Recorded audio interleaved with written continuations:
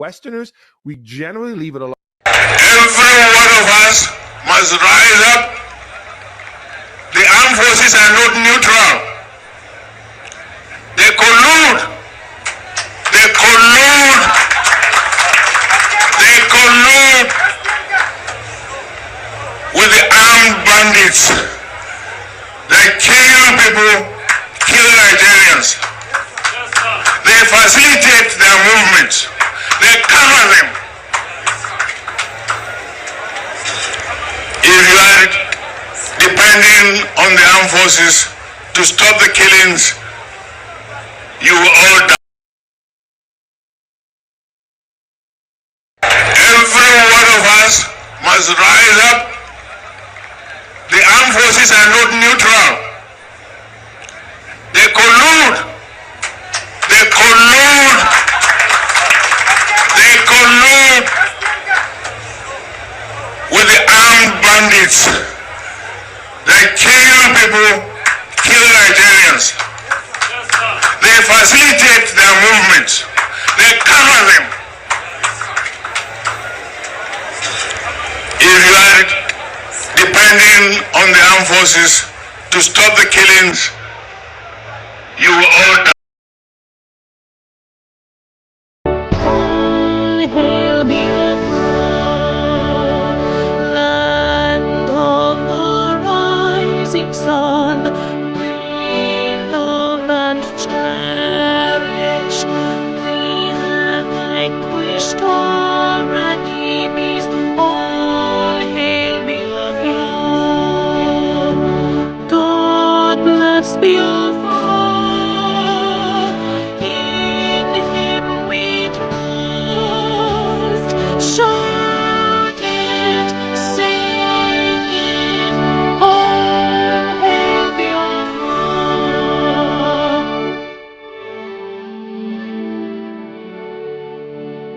God bless Biafra. We have emerged triumphant from all our foes. Through the cross the blood came, witnessed victorious. The trumpets beat, the glorious song, play it, sing it, all hail Biafra.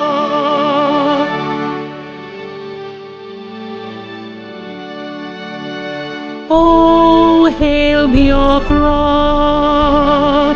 we shall always remember all that perished in the struggle for our freedom. All hail our heroes, our precious men, who day and night save them always. All hail Biafra.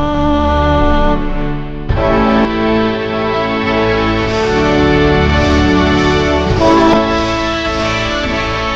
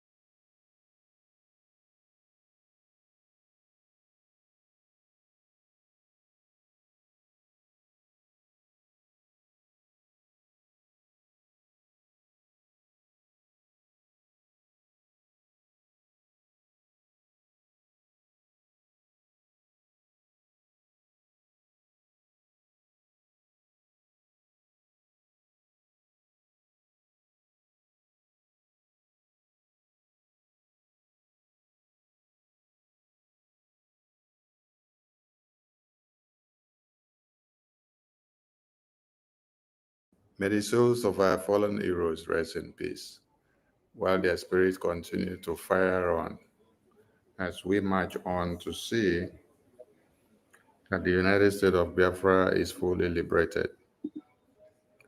Yes, we welcome everyone. Today is our fundraising, and we will hang up here till when it's time for our fundraising. Or if something comes up, then I'm out, then I may drop the space, some other person may pick up that may be available.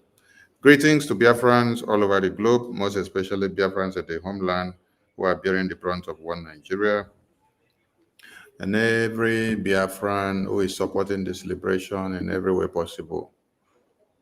And the Biafra Defense Forces who are defending the Biafra land, who are taking the bullet, who have sacrificed everything that they have to see that Biafra is liberated. And to our heroes, those that have passed on and those that are living, that are fighting on, starting from the heroes of 66 January 15, down to the heroes of 70s who fought to that very time, genocidal war, and all those that have told the path of this freedom and are alive, and those that are no more alive. We salute all your sacrifices.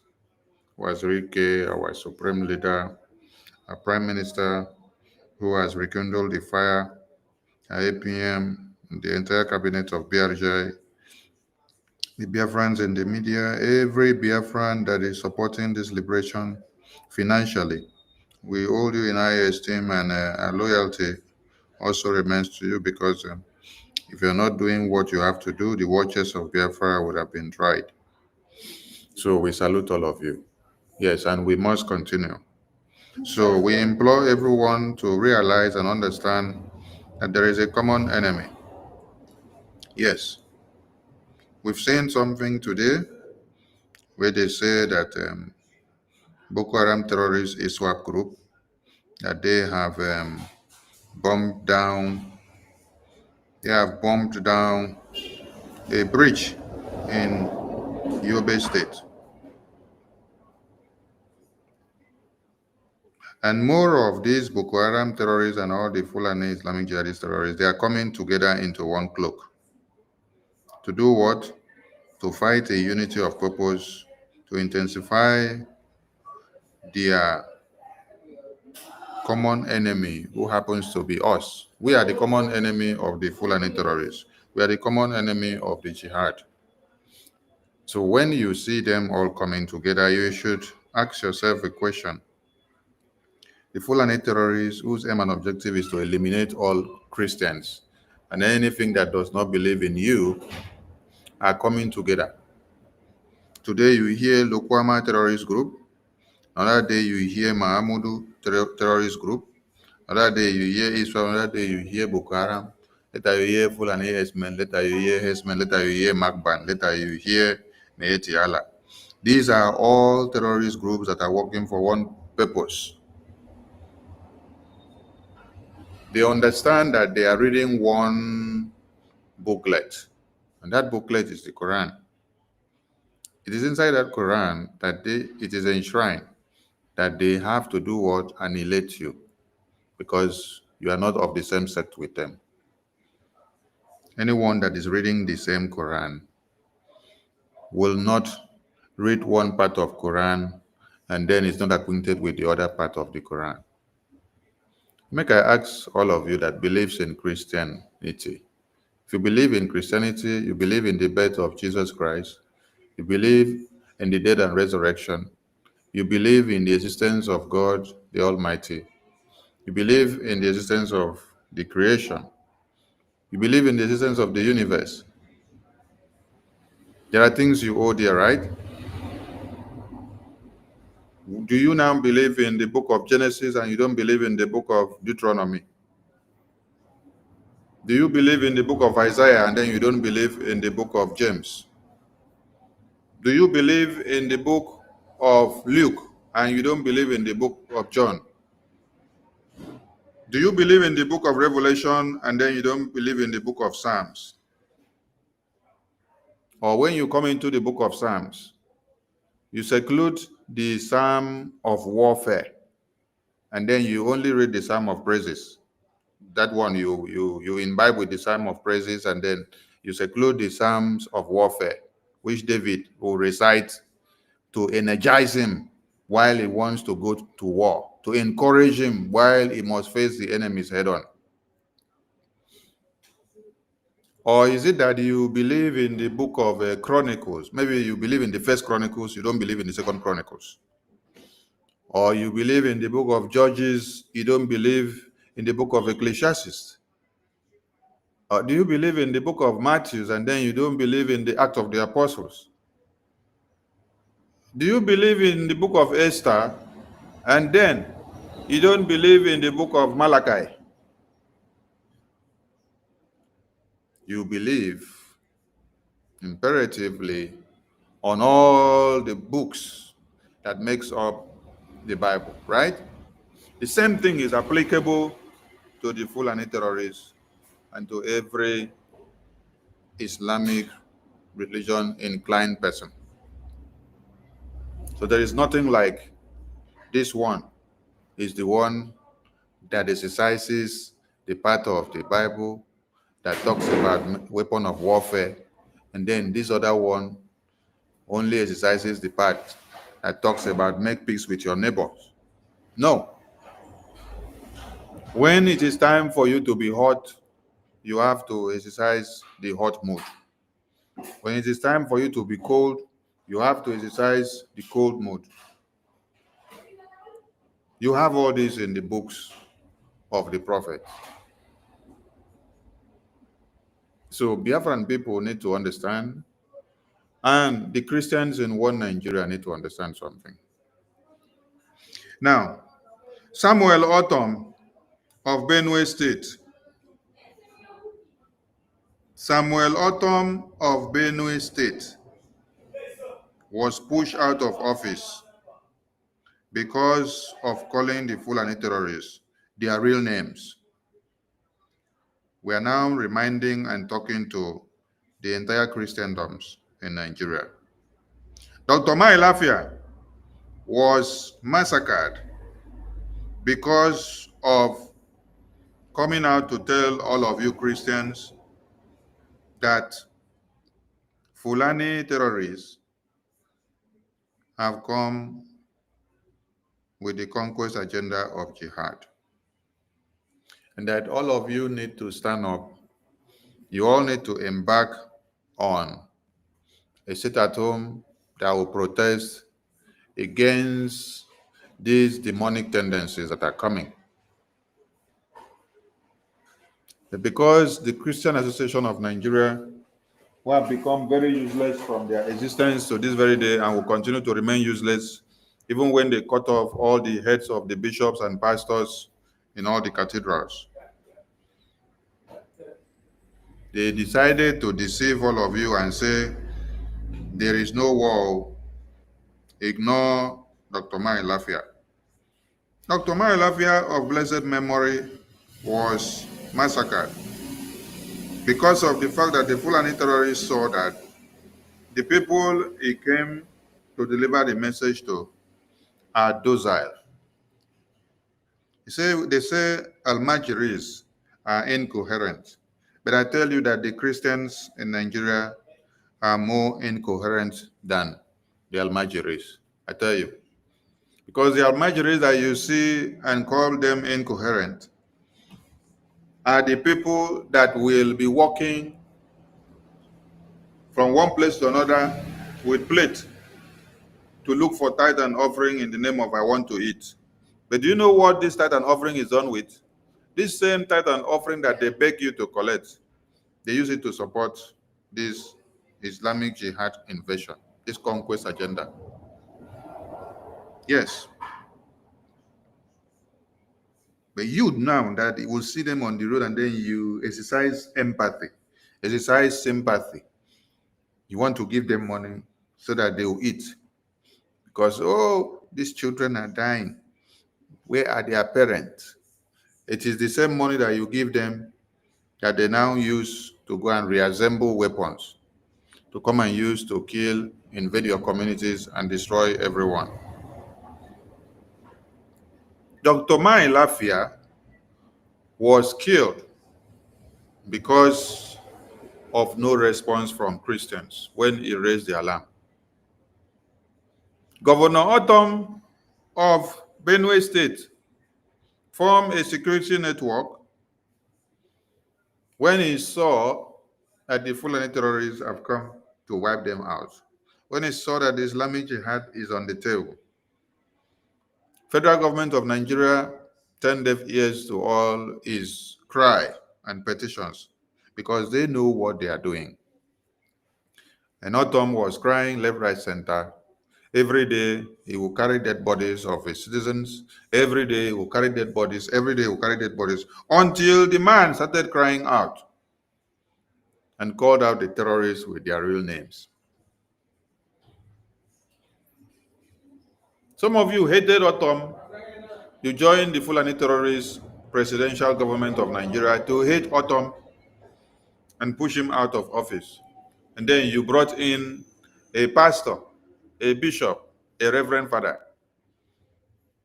A reverend father who has been in the church preaching for the past 100 years, telling you that when Fulani terrorists come to kill you, you should call it Christian persecution.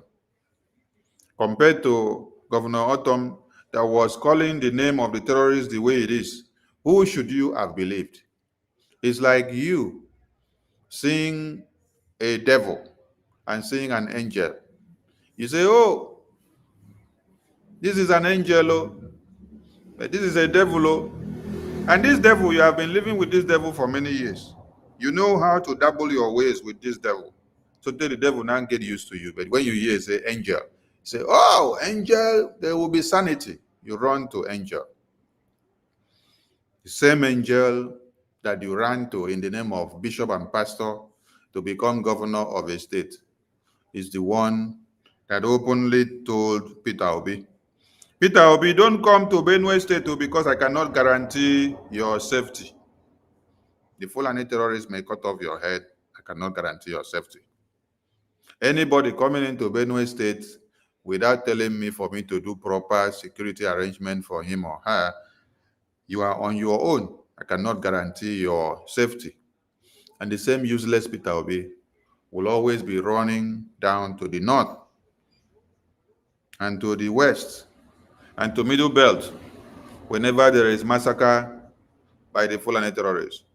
But all the massacres that is happening in Okigwe, happening in Enugu, happening in Anambra, happening in Delta, happening in Ebonyi, happening in Bayelsa, happening in Abia, happening in Akwa Ibom, Cross River, Rivers, you will not see the idiots go there to pay homage or to donate money or to sit down and cry with them or to sit down and eat gari with them. But he would rather cross to go and do showy display, eye service, self-gratification. Last time they gave him the Fulani terrorist uniform to wear, and the uniform did not make him a Fulani man. El-Rufai was telling him to his face that it is not by you wearing this uniform to come and mingle with us that we still know that you are a Biafran, and a betrayal Biafran for that matter. Because if you don't betray your people, you will not be running after power of presidency. Why you see that the country is in chaos. Everyone are going to seek the interests of their region. You will hear the senators coming out to speak. You hear them say the interest of the North. You hear the president Atiku was speaking. You heard Buhari was speaking during the campaign. They said the interest of the North. You had the Fulani leader speaking from the North. They said the North, the interest of the North, anyone who is a Fulani, who is a Muslim, if you are voting for an Easterner, if you are voting for Obi, you are voting for the annihilation of the North. But your own is that you are trying to be a good guy when your children are being massacred. Support Biafra liberation. Biafrans have been prepared to this time. Any Biafran that claims to be ignorant of what is happening in Nigeria now is a very big fool and is the biggest idiot also. Yes. The idiot like Obi, the idiot like the politicians, and the ones that still claim to be one Nigeria. Because Mazi Nnamdi Kanu did not start talking today. Started way back in 2012. Way back in 2012. That was when he started talking, right? Okay. Till this time, it was just in 2021 that you guys kidnapped him. When you guys kidnap him, you all clap. You all put your hands together for the kidnap. You glorified Nigeria for doing the needful. Let the glorification of Nigeria continue while Fulani terrorists continue to wipe you all out in your communities. Biafrans are aware of the dangerous and the destructive diversities that are coming. Biafrans are fully prepared and aware of this. If you're from the forest state of Biafra and you claim not to know about this Fulani invasion and their intentions, if you did not hear Mazi Nnamdi Kanu's voice in 2012, you will hear it in 2013.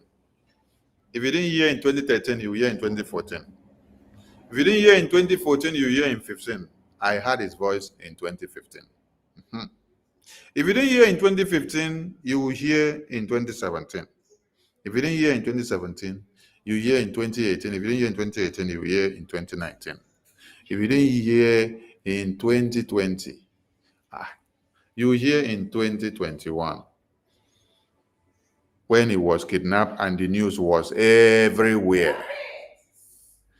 If it was not loud enough to you in 2021, then there came Simon Ekpa, the Prime Minister, whose name now became the topic of the newsline and all the front papers of One Nigeria.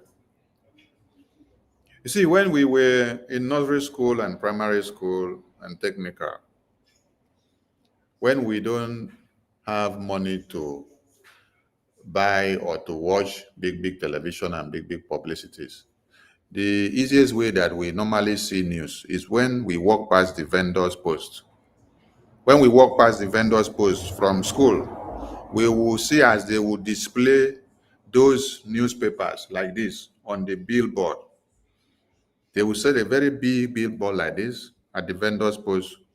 You will easily see the front pages of the newspaper. You will see the faces of the people and the biggest caption there on that front page. So, Biafrans in the homeland and those going to school and returning that will walk past vendors' post of newspaper, you will be able to see that in every day you walk past, you will see Simon Ekpa's face and you will see Biafra, you will see IPOB on the front pages of those newspapers in One Nigeria. It got to a point that it was the topic of discourse on the television. Channels Television, Arise Television, NTA, AITO. There is no television channel that has not broadcasted IPOB, Biafra, showing Simon Ekpa's face when they will say, the self-acclaimed Prime Minister. The self-acclaimed Prime Minister. For you people to see and understand the enemies of Biafra, who have claimed to be with this BRGIE all this while,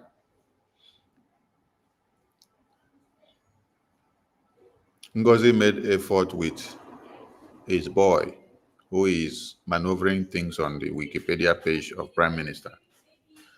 And they went to go and put there the self-acclaimed Prime Minister. I laugh. I say, hey! So this is how far the enemies that have been within can go. So there is no Biafran that will say that he or she is not aware of the massacre, the war that is on now.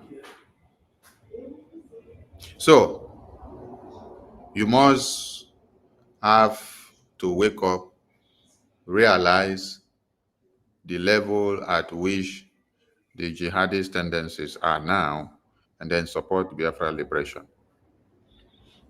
That's what you have to do. Now, let's go to the pastors and the bishops and those in churches, because you people are the reason why, and let us make it very clear. We are not here against Christianity. We are not here against the Christendom. We are not here against the traditional religion. We are not here against the Jewish religion and their worship. No. We are here to tackle and to correct the leadership misconduct that has misled everybody that are supposed to be of the reality. You have seen 390 Boko Haram terrorists, which one Nigeria has just claimed. One Nigeria has claimed that they have done what? They have repented. 390 and more. This is not the first time, this is not the second. So this is in preparation of more invasion, more terrorists. When you hear that they have to reintegrate them, these are the persons that they will send into the community, into the army, the police, the Air Force, and when they come, they shoot at random without considering whether there is presence of baby, women, and children. And this shooting at random only comes into your communities. Your communities. Because they will not send them to go do all these things in the far north. No. All these things will come to your communities. It will not go to the far north where the Fulani terrorists inhabit. So, when you continue to deceive yourself with war of persecution, that is when you don't allow your people to know the reality that is happening. Let us listen to this video so that you will start to know where you're getting it wrong and where you continue to get it wrong. Yet another horrifying report is coming out of Nigeria as over 60 Christians have been murdered by Muslim Fulani terrorists in what is being called a genocide. Where is the global outrage? Well, Dumasani Washington, an expert on Christian persecution in Africa, joins us now. Dumasani, what can you tell us about this horrific event?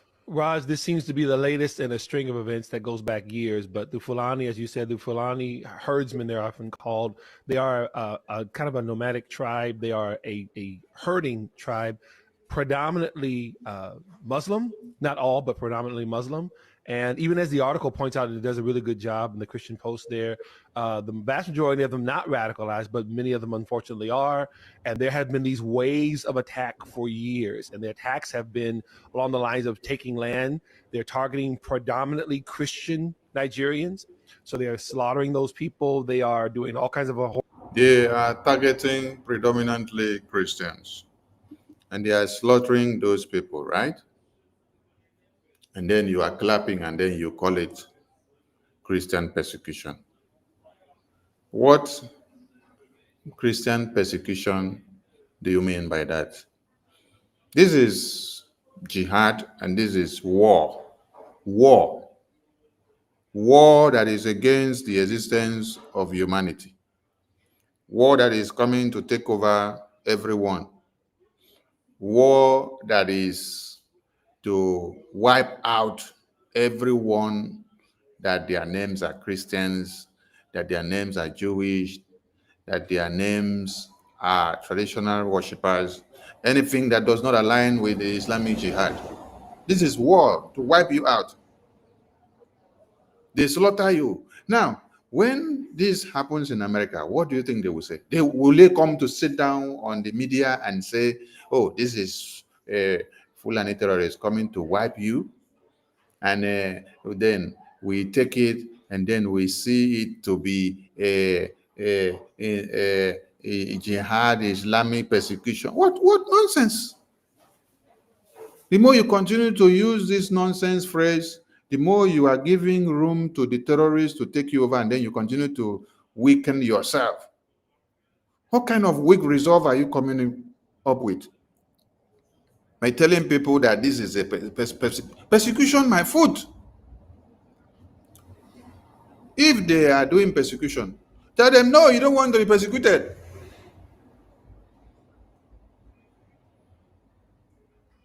You just love to go and then put your head down, they cut your head off in the name of persecution. Ask the American and the UK and the European journalists here and the people speaking here, if these same people come to America and to Europe and UK, are you going to allow them to cut your head off in the name of Christian persecution? No, they will not agree. They will not allow. They will fight you back. How have they treated ISIS in America and UK and Europe? How have they treated Al-Qaeda?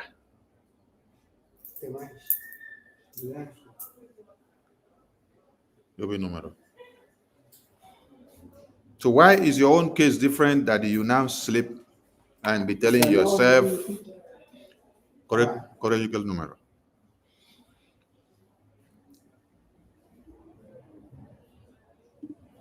Horrible, unspeakable things, and then taking that land, and often it is dismissed within the Western media as land disputes, of course, those types of things, but it's really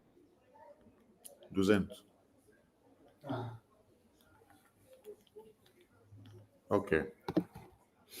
Taking that land, they take that your land, they wipe you out, and then they call, were they the original owners of your land? No. After they take your land and then they wipe you out, some of you are coming out to come and say Christian persecution. What nonsense Christian persecution?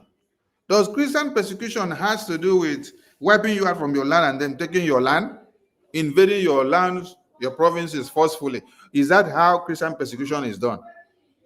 And why will you even fold your arms and wait to assimilate the word persecution? Why?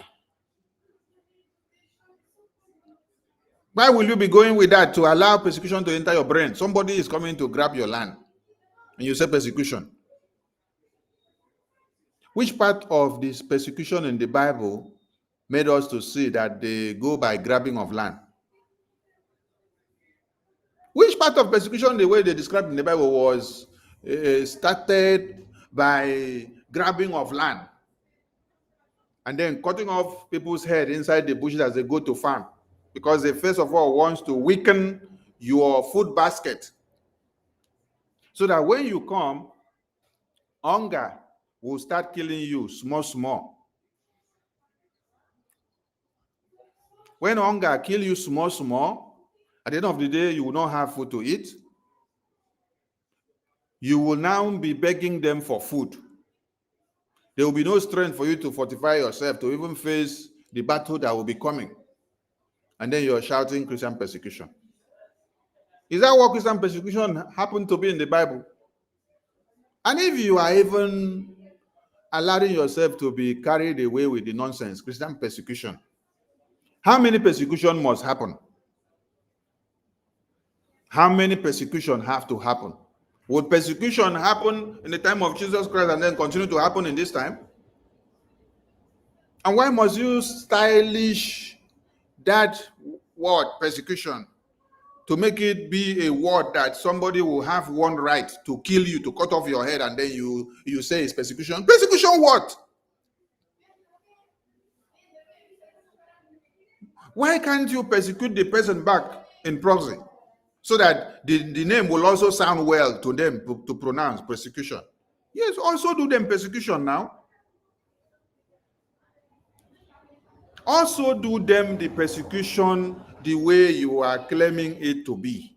Arise and persecute them also, so that it will now become persecution squared,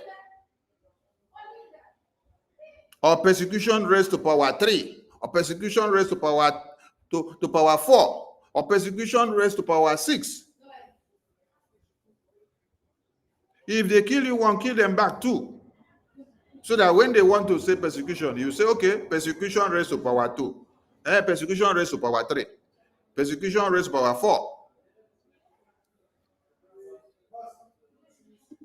A religious war at its root. Well, you sent me something that The media as land disputes, of course, those types of things, but it's really a religious war at its root. You see, religious war. You're fighting, you're facing a real war, and then you are calling it a religion. Call this thing a takeover. You will say one word is land grabbing, land dispute. You come back a religious war. When you now say religious war, so it now means that the religion of Christianity have to start fighting the religion of Islam. The religion of the Jews have to start fighting the religion of Christianity. The religion of the traditionalists have to start fighting the religion of Christians. The religion of traditional have to start fighting the... Oh, my God.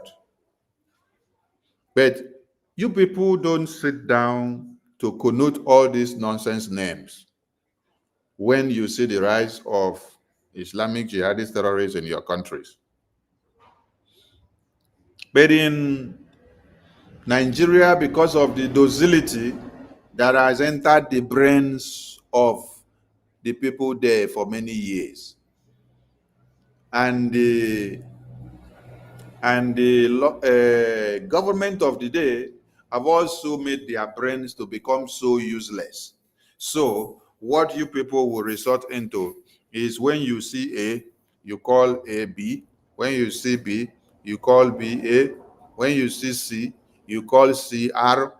When you see R, you call R U. If you are a Christian, understand it that there is war. And this is not war that you should give it the equation of persecution. This is war of people coming to wipe you out from your lands and to take over your lands and your communities. This is nothing like persecution. This is open war. The main aim and objective is to come and take over your lands, push you all out, wipe you all out, and then take over that land and then turn it to their own. Forcefully. Same thing that happened in Afghanistan, where the Taliban come in and then take over. And now also, the same thing that happened in Turkey. Turkey, we learned it was where Christian worshippers were of majority. But today, you will hear that Turkey is where Islamic religion has taken over. Is there no way of you selling your religion worshipping or traditions to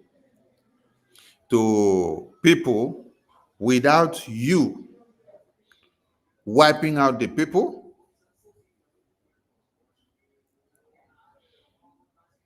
Isn't there a way of selling your narrative of your religion to people without you wiping out the people?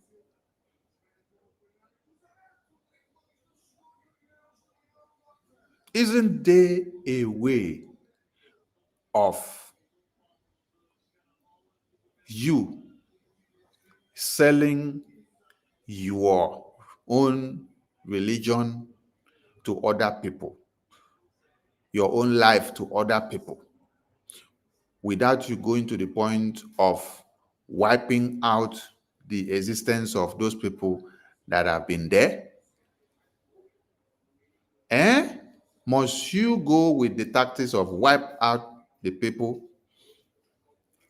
and kill everybody before you now go back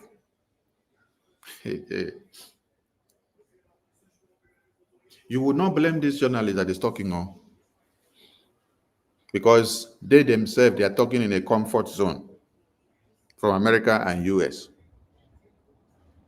And they will not sit down and fold their arms while the same kind of terrorists will invade their communities. No. What they will do is that they will start opening their cylinders where they have all the weapons. They will blow you off, blow the terrorists off. They will not come down to sit down to discuss and say it is a war of land or war of taking charge or taking control of anything or this and that. No, they identify a terrorist. They don't call it Christian persecution. They will go after that terrorist, make sure you kill that terrorist out of the way. And they will not give room for you to even start growing or grabbing the lands. If it is possible that they will overlook and then come and start sitting down to preach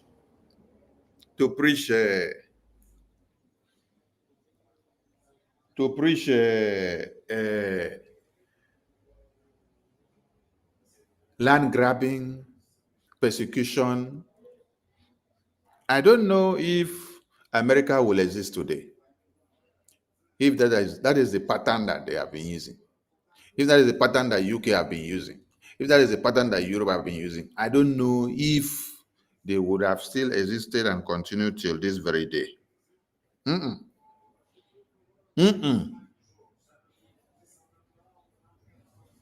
Every attempt of any terrorist spotted in America and UK, they will strike and go after that terrorist. Kill you, take you off.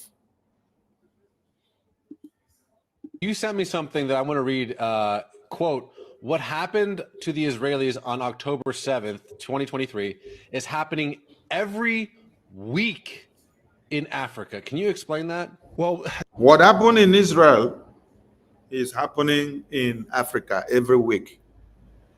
Then, the people that came to Israel to wipe out the people of Israel on October 7th. What did the Israelis do? The Israelis sit down and started doing prayer and started shouting and say, oh, this is Christian persecution, this is Jewish persecution. Then they continued shouting, Jewish persecution, Jewish persecution, Jewish persecution, Jewish persecution. Then they continue shouting like that. And then they are shouting on America, America, come and help us. America, come and help us. Europe, come and help us. Today, all of you are hailing Israel, right?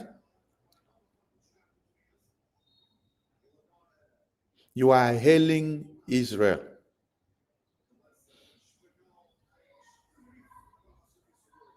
You are hailing Israel.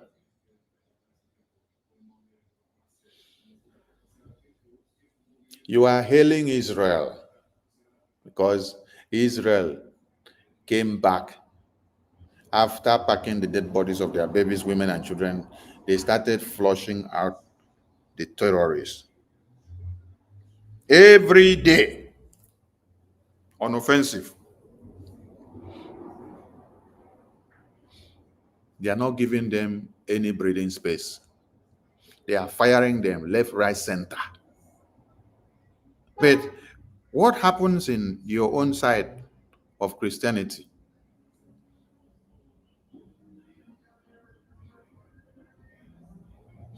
Christianity now in Nigeria, they are telling you it's Christian persecution. No.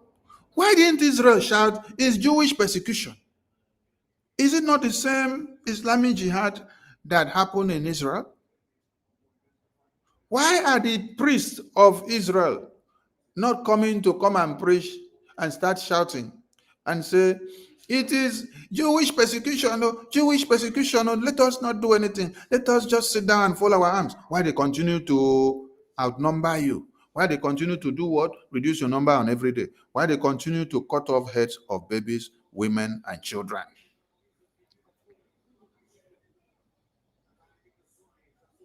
The Christians in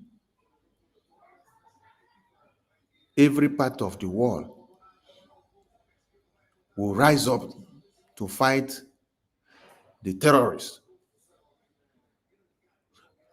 But in Nigeria, they tell you to use the terminology persecution, so that you will now connect your brain to Bible persecution of old and then say, oh, it is a repetition of Bible persecution, so it should happen to your own time now. Why?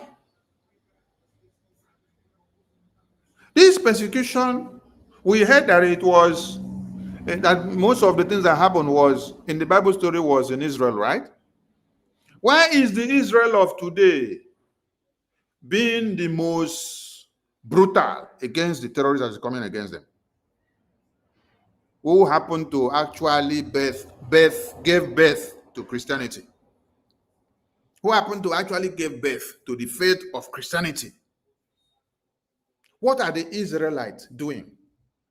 How are they facing this same Islamic jihadist terrorists? They keep the Bible on the table. They keep the Torah on the table. They pray, they call God, and then they use their manpower. They use technology to fight the rest of the terrorists. Your own, you are going to shout Christian persecution. Are there no Christians in Israel anymore? Open the Bible and read now. When you are reading stories of the Bible, 95% of these stories of the Bible will be talking about Israel. The Israelite, the Israelite, the Israelite, the Israelite, the Israelite, the Israelite, the Israelite, the Israelite. And today, the Israelites of today have been so brutal on the Islamic jihadist terrorists. And they are not sitting down to start shouting Christian persecution in Israel, Jewish persecution in Israel. What they are shouting is everybody should do what? Put their armor of warfare, because they are fighting. Christians in one Nigeria, if you want to be totally wiped out in a day, continue to be foolish to term the war that is coming against you as Christian persecution. If where you open the Bible and then you hear more of Christianity, they are not shouting Christian persecution when terrorists are coming against them, rather they are building their defense mechanism and fighting back. Then you, in your own way now, instead of you to do the needful, you are sitting down helplessly to be shouting Christian persecution. Do you want to be more righteous than the Israelis? Do you want to ascend into heaven the second time than the Israelis did? Do you want to be more anointed than the Israelis did? As somebody is cutting your head off, and then you are messing yourself up when the terrorists are cutting off your head. Listen to this man. And it's amazing because that quote, and in the long run, that quote has been coming both from Africans and Israelis who are aware of their situations, right? So whether it's the Fulani in Nigeria, including the Boko Haram, some of you may remember Boko Haram Bring Back Our Girls, something like 11 years ago when they had abducted nearly 300 girls, Christian girls. 11 years ago. Today, you people are still shouting Christian persecutions. 11 years ago, this was when you heard Boko Haram first. Today, you are still shouting Christian persecution. And as your children are growing, those your children that even grow to 11 years, Boko Haram have cut off their heads again. Anyone that grow and come up, cut off their head, you continue to shout Christian persecution. Did you have the Hamas terrorists cutting off the heads of Israelis 11 years ago? No. They only attempted it in 2023, right? And what did the Israelis show to them? They showed them war, full-blown war from that 2023 October to this very day. They showed them war. Within how many months? 2023 October, 2024 October, now you are in April 2025. Continue shouting persecution. Israelis are not shouting persecution, but they are going into the war chest to pick up all their armors, come and then start buying all the terrorists that came to buy them. You continue to be shouting persecution, persecution, persecution. By the time they wipe all of you all out, I will see whether it is the Israelis that will come from Israel to come and help you, or whether it is the Pope from Italy that will come and help you, or whether it is those ones in France that will come and help you. Japa syndrome is not the solution.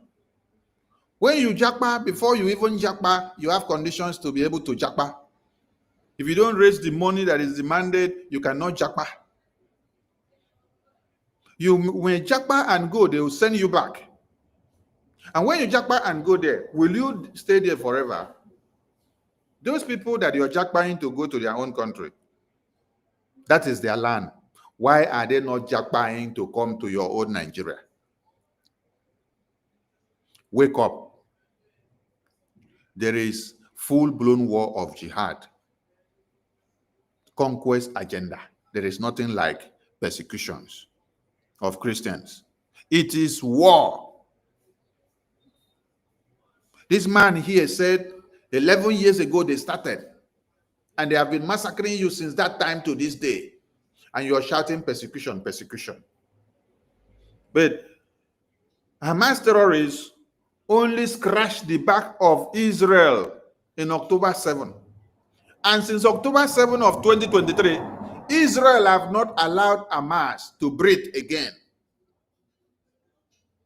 because they made the worst mistake. They did not go back to go and sit down and be shouting Christian persecution, Jewish persecution in Israel. But they went into their war chest and they are cutting the terrorists one by one, dismembering them one by one. Even as more of the terrorists are coming in from Palestine, from Afghanistan, from Iran to join hands from everywhere, Israelis are still brainstorming and shredding them to pieces. They are not sitting down to shout Christian persecution, because they know Christian persecution, shouting cannot help them. Protesting cannot help them. But the armament of warfare is what will help them. Why? Because they have not brainwashed their people that it is Christian persecution, so you have to stand and wait for somebody to come and kill you because you want to die to become second Jesus. No. Or you want to die to become second angel. Or you want to die to go and join Virgin Mary so that you will be crowned in heaven. No. They tell you it is time for war. David in the Bible never for once tell you, go inside the house and sleep. Go and put your head down. Let the Palestinians cut your head off and then come back and say it is Christian persecution or Israeli persecution. They were always regrouping their formation of the military. These were Christians, so these were not traditionalists. These were Christians. In time of war, you fight war. You don't use the wrong terminology to connote everything and to tell us that it is persecution. War is war. Peace is peace. Love is love. Affection is affection. Union is union. But when it is time for us to fight war, you face the war head on. Come up with the reality of things that are facing the people so that people will understand that this is the common enemy, what they have to face, what they have to do. and how they have to go about it. Because it's not all about deceit, deceit, deceit, deceit. Girls, that Boko Haram is again a jihadist terrorist organization. What we see is that what happened on October the 7th when Hamas invaded Israel, killing some 1,300 or killing or abducting 1,300 Israelis, that happens again every week, whether it's in Nigeria, places. That happens every week in Nigeria. Huh? That happens every week in Nigeria. He said only 1,300 were abducted there and few killed. But this is what happens on daily basis. On daily basis in Nigeria, and you people have turned it to a custom, a norm that you get used to. A norm that you get used to, and make it to become a culture that you must be killed, and then you come and shout Christian persecution. Nonsense. If this is how your forefathers were standing against aggression, will you be alive today? If this is how the Israelites of old were fighting against aggression, against terrorists that came to kill them, will there be a story written in the Bible book for you to come and read about the valiant nature of the Israelites or the warlords of Israel? Will you have come to hear people like King David? Will you have come to hear people like Samson? Will you have come to hear people like Gideon? Will you have come to hear those great prophets of old? Will you have come to hear King Saul? Will you have come to hear about Abraham? Will you have come to hear about Isaac? Will you have come to hear about the courageous men in the Bible that you have been reading? In your own time, you have become useless. Christians were not cowards in the Bible. Okay, let's ask ourselves a question. The Biafrans are Christians. Why are they not cowards? Biafrans are Christians. Why are they not cowards? Why are Biafrans standing up to defend themselves? No matter anything that happened, they are standing up to defend themselves. No matter the sabotage and the hatred amongst them, they are standing up to defend themselves. Are they not also Christians? They are. Okay, you in the Middle Belt, you in the Far North, you in the Yoruba side, you will sit down there and then you'll be calling yourself this when they come to massacre you, and you're calling persecution, Christian persecution. Christian persecution for waiting now. You see full-blown war and you're calling it Christian persecution. Are you Jesus Christ? Are you John the Baptist? Are you Zechariah? Are you Elijah and Elisha? Are you Micah in the Bible? Are you Ezekiel? Are you Daniel in the Bible? Are you Paul the Apostles? Are you all the prophet of old in the Bible? Do you want to turn yourself to those prophets of what was the essence of them being the martyrs in the Bible that you want to become another martyr in your own time? What was the point of Jesus Christ being persecuted, with Jesus Christ dying on the cross of Calvary for you? That you come out and become a docile and a useless fellow. That you will come out and then become a coward. Jesus Christ walked into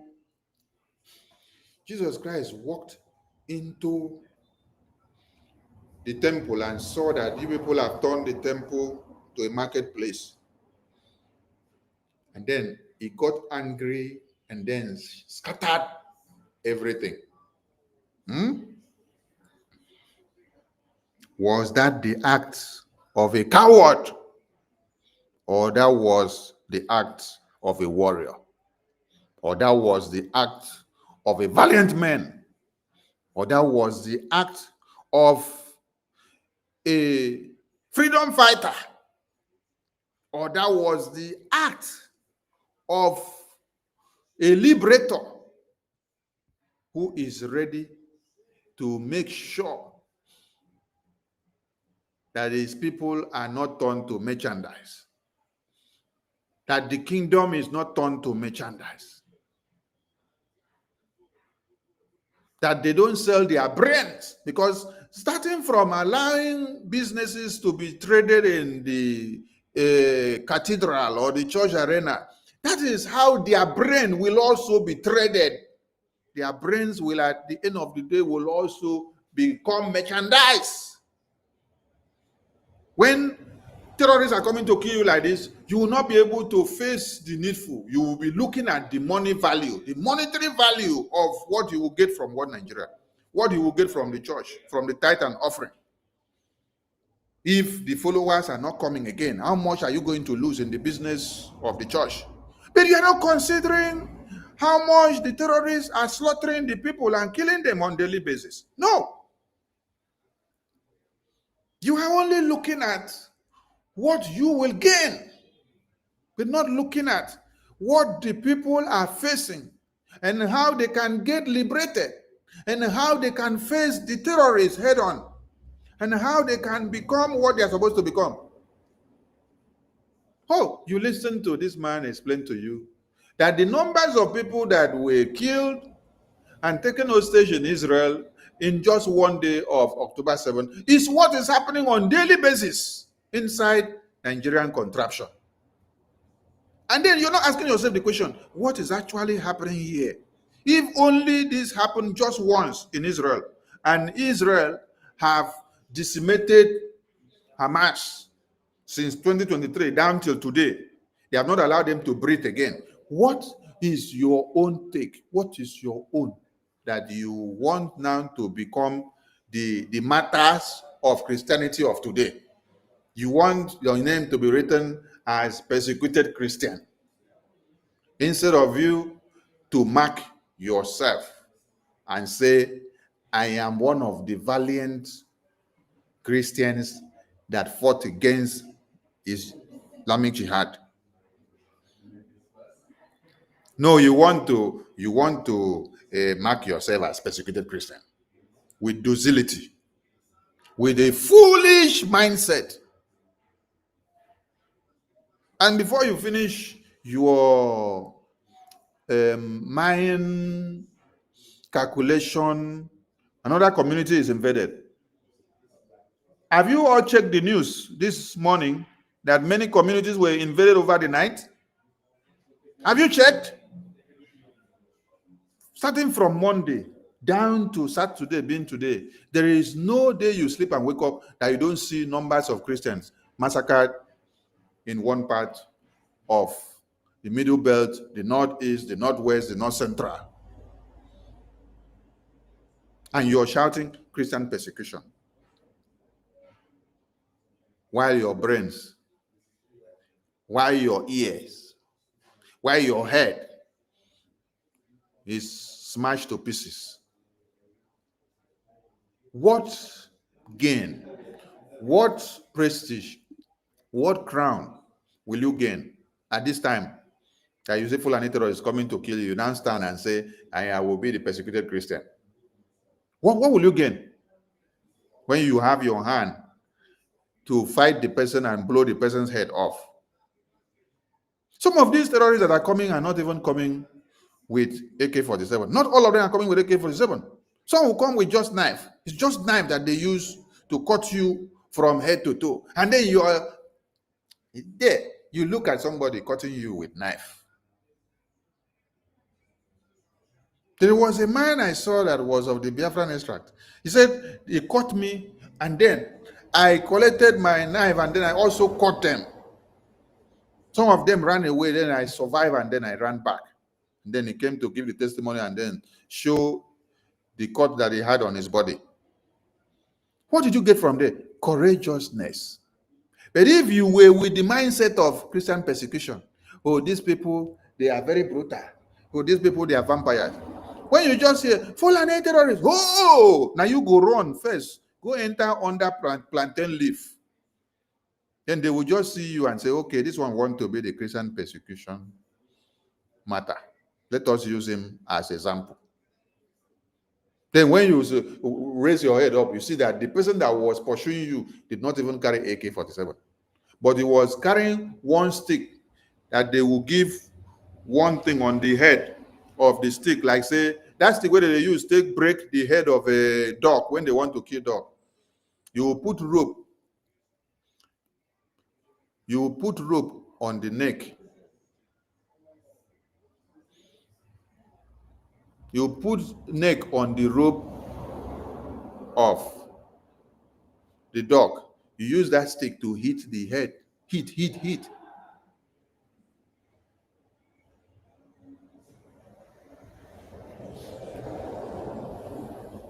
Places like Sudan, places like Algeria, Christians are under persecution today, Raj, like never before since the 2,000-year history of the church. And ground zero for many people is Nigeria. Okay, so when they now use this terminology, Christian persecution, Africa, ask them this question, say, this Christian persecution that they're talking about, why is it not happening in America and UK? Why is it not that anyone that they kill now in the West or other countries, they should go with the Christian persecution terminology? Why is the one of Israel, they did not use the terminology Christian persecution? It's because the Israelis rose up and fight back, right? So the story is not Christian persecution. And the story is war. But your own, you sit down. They kill you, you turn this side. They kill you, you turn this side, then they turn it to Christian persecution. So that person now have the power. That person have the power to kill you. And then they will call it, oh my God, chai. Obviously, I've known you for a while, Dumasani, and this is something that I personally I can vouch for. You've been speaking on this a lot, all the time, for more than a decade. But the question is, Dumasani. Listen, in Africa, they call it Christian persecution, right? Now, let us hear from the other side. Why does no one care? It's such a multi-pronged answer, Raj. One of those is... Wait, though. Why does no one care in America and Europe and UK? It's such a multi-pronged question, right? Okay. Now, because you don't ask the biggest question, becomes a multi-pronged question. Because multi-pronged in the nature that, oh, is it that this thing is not happening in my house, and then I will be so concerned about this? This is happening in Africa? This is happening in Nigeria? How is that my problem? If it is happening in America, all of them will not be seated in this place that they are talking like this to talk. That, again, for us in the West, and especially the United States, we're comfortable, right? So... Did you hear that? That we in the United States, in the West, we are comfortable. Did you get the point? We in the United States, in the West, we are comfortable. That is why it is a multi-pronged question. So we in the America, in the United States, we are comfortable. We are comfortable. The government of the day do not use the terminology for us, Christian persecution, so we are comfortable. We know the reality of when there is a terrorist that is arising against us. We are comfortable. There is security of life and property. There is value placed on our lives. So we are comfortable. But now, on the other end, it is not we are comfortable. Because on the other end, they should term it Christian persecution. Why would they term it Christian persecution? Because you yourself decided to make it Christian persecution. Because Israelis are still Christians, but they did not term their own Christian persecution because of their reaction, because of the way they carry weapons and go and fight those that came with weapons. But in your own case, because you yourself use your hand to make it persecution. Now, it's not going the other way. Eh. Us in the West, and especially the United States, we're comfortable, right? So media doesn't really discuss those types of things because it can be controversial. A religious war, a jihad. Media don't really report about it because they say religious war, jihadist this, jihadist that, that. Was it not jihadist war that happened in Israel?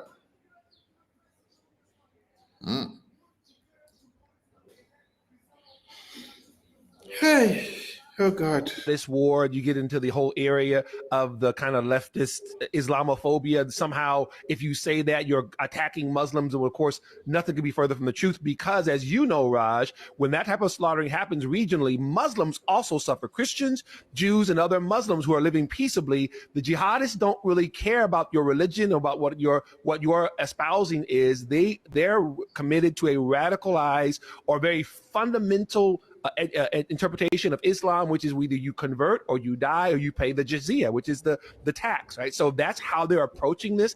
So because that whole topic can be somewhat uncomfortable. And when such topic is raised in America and the West, they don't take it lightly. Where somebody say, if you don't convert forcefully, you are killed. You people don't take it lightly in the West because people are comfortable. Yeah. I don't really blame you people in the West. I blame the cowardice of those that are in their homeland. Yes. Who have allowed the terrorists to use them and do whatever they want to do. Oh my God. So, Christians, you need to wake up and face the battle that you have. Because there is nothing like Christian persecution. You are in war. You are in war. You are in war. And if you're a pastor, do you know that God will continue to punish you when you go back to church after listening to this program? And then you go and be telling the followers in the church that we are facing Christian persecution. God will continue to punish you.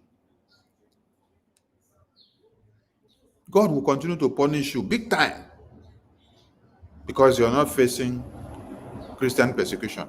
You are facing war of extermination.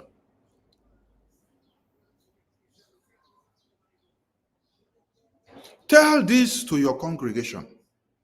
Let them understand that there is war. There is war.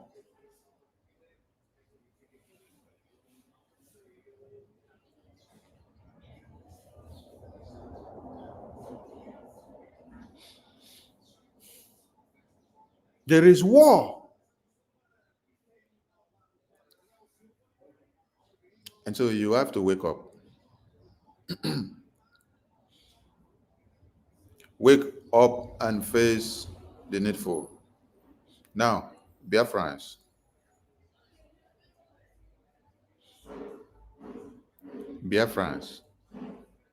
support Biafra liberation.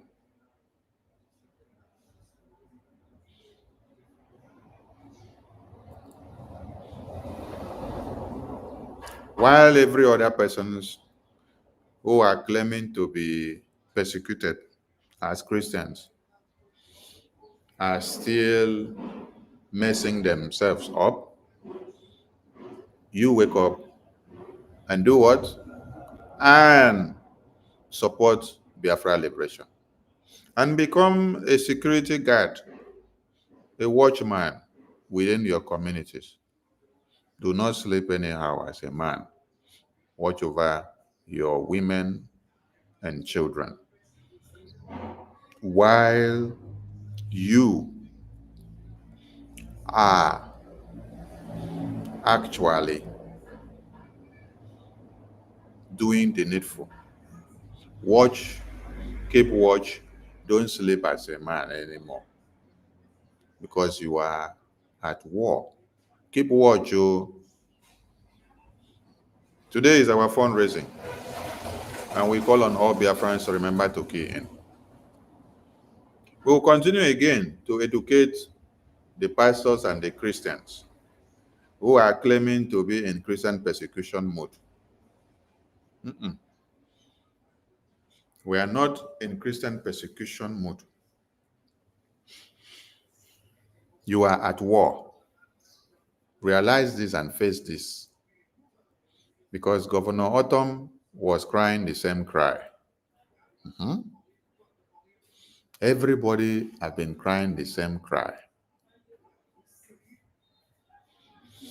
So please and please, Christians, come out and do it. Christians, come out and do that. Come out to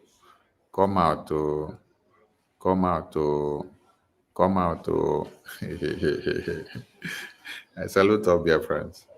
We are preparing for our fundraising today, and let's discuss and educate those that are calling the war Christian persecution, so that they can wake up. Please let them wake up. Oh, they should wake up. If not so, the terrorists will wipe off everybody. Everybody. Minister Stella, Minister, good number. Over to you.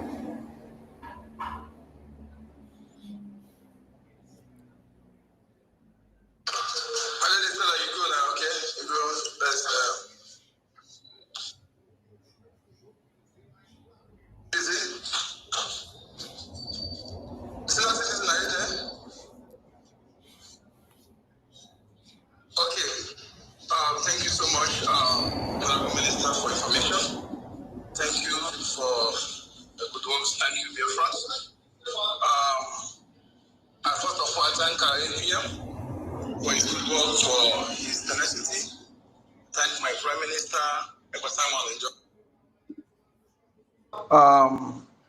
I first of all thank our APM for his good work, for his tenacity. Thank my Prime Minister. Happening today, enlighten and Biafrans and other indigenous people of what we are facing today. They were called all sorts of names. They were labeled warmongers. They were labeled miscreants. Everything. They were called different names. And everything they said is what is happening today. They have been thoroughly vindicated. I don't know why they are still being held. Why they have not released them? Why are they still holding them? What is that Mazen can have said that have not happened? What is that our Prime Minister have said that happened? Why are they still holding them?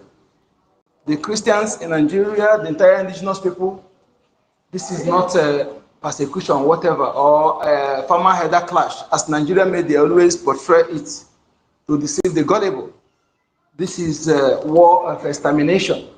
This is war of recolonization. Yes, land grabbing, killing the indigenous people and take over their lands. This is what is going on. Please rise up and let us do what we have to do. Yeah, let us rise up and do what we have to do, and make sure that we never allow enemies to turn us a slave in our own lands. This is the war that we have to fight with every might, everything in us. Don't allow anybody to mislead you, any pastor or any bishop or any daddy GO or any appointed traditional leader to tell you otherwise. This is war of jihad war of taking over your land. They have said this several times. Even the people that are they invited across Africa, across Arab world, to come and kill you and take over your land. This is war of extermination. We must rise up Like our minister said tonight, it's fundraising. We cannot fight it with mouth. We cannot fight it with, we are praying for you. We are praying for you people. God will fight for us. No, no, no, no, no. Don't bring that here. This is what we fight with money. We have to bring our money, emptying our purse. That money you are giving to the churches, bring it to the tithe, bring it and support those who are fighting for our collective interests. We must not shy away with this, shy away with it. We must not say, it doesn't happen to me or it happened to my place. So if it not happen to your village today, tomorrow it may be your village. Like I was speaking to some people today where I went, they're saying, this is, what's it called? How do you put it? He said, this is Islamic, with what time the person used. Oh. Then I told him that stop deceiving yourself. This is war that if you try to rise up, you become slave in your own land. When you come back from that abroad, you are in any invader will be in charge of your village, and you will not even have mouth. You watch your wife raping your presence. You watch your daughter raping your presence. You watch your son giving your sleeve or non-sleeve in your presence. Even you, if you make him, you also join. That is if you are alive. So we must rise up and call a spade a spade. Stop pretending, stop parabolating, stop procrastinating because it's a thief of time. When you allow them to get strongholds in your lands, it will be very, very difficult to eject them. Now that they are still trying to grab the entire land, you have the chance to eject them, to stand against them and control your territory. That is what reasonable people have to do. Any pastor preaching to you otherwise is enemy, is enabler. Any that the Jew telling you otherwise is enabler. Any traditional ruler telling you otherwise is enabler. Any doctor, indigenous doctor telling you otherwise is enabler. We must call a spade without minding whose source is God. Now you bring your money. The Bible says, if you don't have sword, you sell your garments. You sell your garments to get sword. When Peter cut off the ear of someone in the Bible, Jesus did not ask him to throw the sword away. He told him to sheath the sword. That is to keep that sword because he knows he will need it. When the time comes, he will use it. So the time to use that sword is now. That sword, he did not ask Peter to throw away. He asked Peter to keep the sword. The time to use that sword is now. And if you don't have that sword, sell your garment. That garment means that's your car you are using. That's your car. That's your mansion. That you sell it and support those who are fighting for you. Thank you. My lady Stella, if you're there, you have the mic.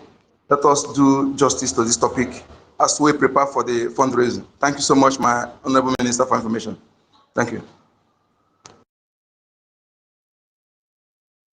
Okay, I'm here. Thank you, because this thing is a Christian thing, so I want to go with the Bible, you understand? To know what the Bible said about what's happening, you understand? So, because even when you call it persecution, some people are calling it persecution. So, I was looking at how early Christians or the disciples reacted when they were being persecuted, you understand? Some people can call it persecution because somebody is making you uncomfortable because you're a Christian. You understand? So the language persecution means that also. But you see, what we'll now do, because we want to be like the church in burial. The church in burial is when they are taught, when they finish teaching them in the church, they go home, use their Bible, cross-check what the pastor said or the GO said, and then see if it coincides with what the word of God said. You understand? So at the end of the day, I was looking at how the early Christians, how the disciples in particular reacted during persecution. And what I got is this: they over and again received encouragement from the Lord, which enabled them to act courageously for the gospel and Christ. So, even when you're being persecuted, at the end of the day, what you needed is encouragement. Encourage yourself in the Lord, which will enable you to act courageously. Just like what we are doing here. A lot of us here are Christian. You understand? So because you have to be you have to practice this thing you say you believe in. You have to practice Christianity. You have to practice. For you to be a Christian follower of Christ, you have to really behave like Christ. Like our information minister was saying, we saw where Christ went to the church. They saw how they were buying and selling. It's been long ago, this buying and selling entered the church. Even those days, Jesus pursued them with Cain, like Cain. He didn't tell them, okay, let's be managing, you know. No. How can you be buying and selling in my father's house? He said. He pursued them with Cain, like Cain. So at the end of the day, our Jesus is a freedom fighter also. You know, freedom of your soul and even freedom for your physical body. Jesus did that, fought for us. So it's also the same, you as a Christian, what you're supposed to be doing. Because I wanted to really go into the Bible and find out what's up there. So it won't be like, so even when you're calling it persecution, persecution does not mean that you fold your hands now and watch. No, what persecution means that you encourage yourself in the Lord and be able to act courageously. You fight. Who is the most persecuted man or prophet in the Bible? Jeremiah. Jeremiah was a fighter. A fighter. You will fight and fight and fight and fight until you give up the ghost. That's what it is. Then at the end of the day, you'll be martyred, which is quite different from Islam. Islam is even a cult. That one is another thing entirely. But you understand, so that you won't be deceived on this issue. You're supposed to defend yourselves. Christian, wake up, please. Wake up. All these pastors, the Islamic Christian men of God you have, they are not real Christians. They put them there to deceive you. Just like now, what they are now planning to do now. Fulani are now planning to wear some people some, reverend hood. You understand? Maybe they wear white or black or whatever. Like the reverends or the pastors that wear hood. And they'll be moving along our community. And maybe you think it's another church.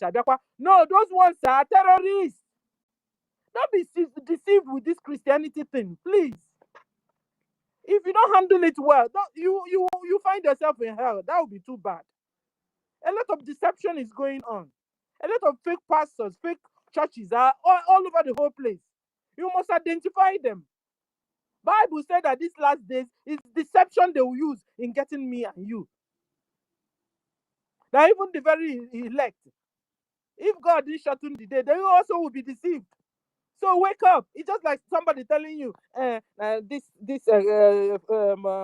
Islam is good and the other one is bad. All of them are the same thing because it's the same Quran they are using. They are using takia. Forget that Fulani killed them also. Yeah, they have quarrels within. But very soon now they will all make up because it's the same Quran they use. That thing binds two of them together. They will tell you this one is Shiite, this one is Sunni. Then no, they're all the same thing. Forget. Soon they will soon join forces together. Because they are masters in deception. So don't be deceived, people. So the topic is Christians face Islamic Jihad war. The war has been waged on you since. You have to wake up because the way the alacrity they are coming with now. They are killing people like chicken. You have to wake up and defend yourselves. Let it be that you defended and fought and fought and fought and fought. Then at the end of the day, it catches all like Samson. Okay. But so far as you're still free, walking around, you're supposed to suit up yourself and fight. Encourage yourself and fight. Because if you're not fighting, supporting financially, at the end of the day also, You won't give other people opportunity to know the word of God or to get serious with their Lord very well. Like I told you guys one time, I'm from a Christian home, right? Okay. But you see, my family's whatever, it's been shielding me up until I got 18 or 9, 10 years or 18. I started knowing what Christianity is all about, and I have to now get myself involved, give my life to Christ, and begin to have one-on-one relationship with God. Now, it's not the family covering anymore, it's one-on-one with God. So some people will have to get to this level where they will now begin to have one-on-one relationship with their Chukwokike. So you can be sure when they close their eyes, they can be in paradise. If not so, Fulani going to kill them before their time. This is what me here, I'm waging, I'm fighting. And that should be the same with all these Christians and pastors and everything. You can't be going to church and now take census of your members at the end of the day. Know how many people you have. Know how many you're losing.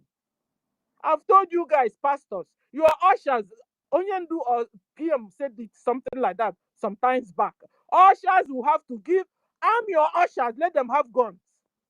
You yourself, I saw one in Hausa land, a pastor there. He has AK-47. And they was doing mass. And when he finishes with the sermon, he has to take time to send, escort the members to the bus stop, make sure they enter bus with the AK-47 before he can now go back finally. Because now one on Africa, you don't say you are fighting, you're being persecuted. You just fold your hands, you put in your head, let them chop off your neck. No, it's not like that. You're becoming a coward. That is not Christ-like. That's not what you're supposed to do. You're supposed to fight. A normal Christian is a fighter. A Christian, a real true Christian is a fighter, not a docile Christian. The same thing with pastors. You be a pastor and you're not telling your members what is going on, how jihad war is being waged on them, what they're supposed to do and what they're not supposed to do, taking care and all these things they are supposed to do by now. You're not preaching it. You're a fake pastor. You're fake. It surprises me that you go to church, all they do is money, money, money. Are you waiting for Jesus to come in your church and use cane and whoop you very well before you now begin to know that it's high time you use your Bible and preach well? So Christians, wake up, wake up and smell the hot coffee. Even the one Nigeria, your country have also told you, your government have also told you to defend yourselves, that they can't defend you anymore. You understand?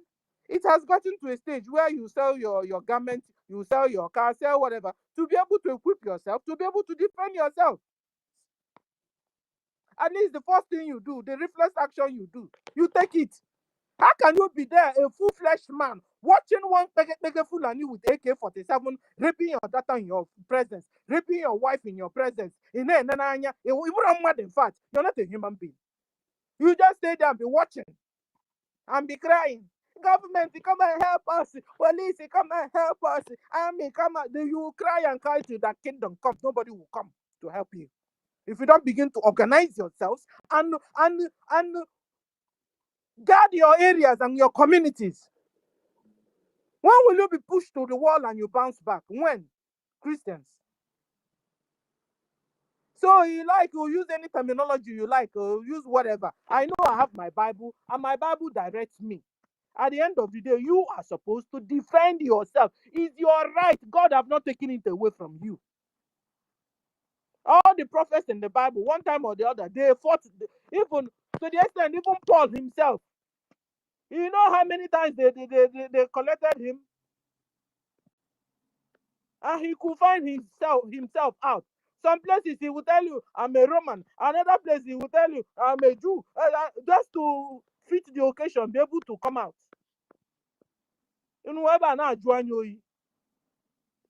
Okay, hold on. Our Christ we are following on Ajuanyoi. Is the Christ we are following, is he a coward? He's not. He's bold. He's courageous. That was why he could go to the cross on our behalf. If he was he's a coward and frightening and which another word will I use? He wouldn't have been able to go to the cross on your behalf.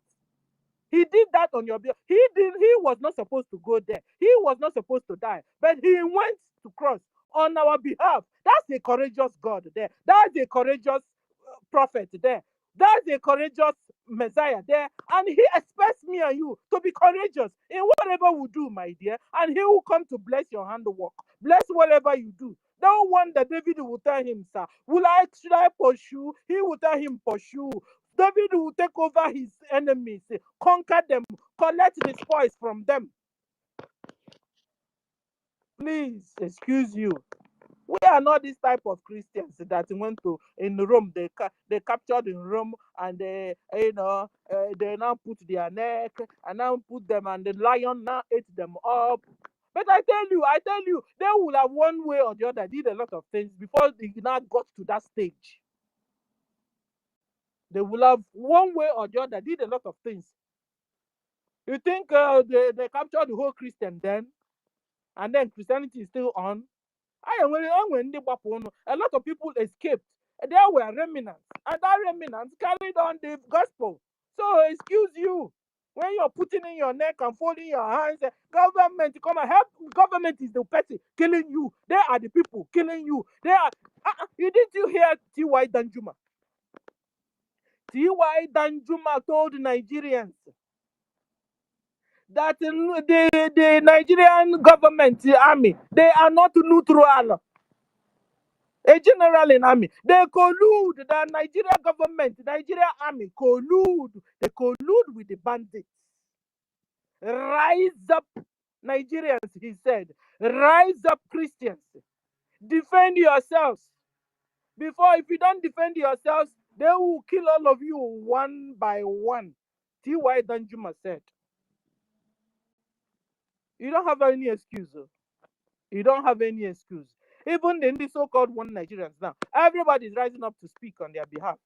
Only you Christians that are still hiding. Hiding and hiding. Yes, you want to go to paradise, but you will be alive to go to paradise. You don't want to die at all. You don't even want to get involved. You don't even believe that God will also protect you, even in the wartime. Because what is making you afraid is what I don't want. Because they will still get you and kill you. All these people they are killing, were they fighting? They killed them. So why don't you fight at least? Maybe you succeed. You fold your hands, they collect you. Fold your hands, they collect you. No wonder Musa is no more crying. Musa is no more lamenting. Musa is now chewing bubble gum. Musa is adding weight, going up and down, to and fro, collecting interview from AIT and from NTA, even Al Jazeera, everywhere. Musa have become a star. He's no more crying. Because he has succeeded in making all of you docile. Fold your hands, just put in your neck, they chop off your head, that's all Musa wants, and it's really working out for him. Biafrans, wake up and defend yourselves, I tell you. Wake up and defend yourselves. The Nigerian military and the police are enough is enough of this mayhem. Enough is enough of this killing going on in Nigeria and in Biafra land. Christians, rise up and defend yourself.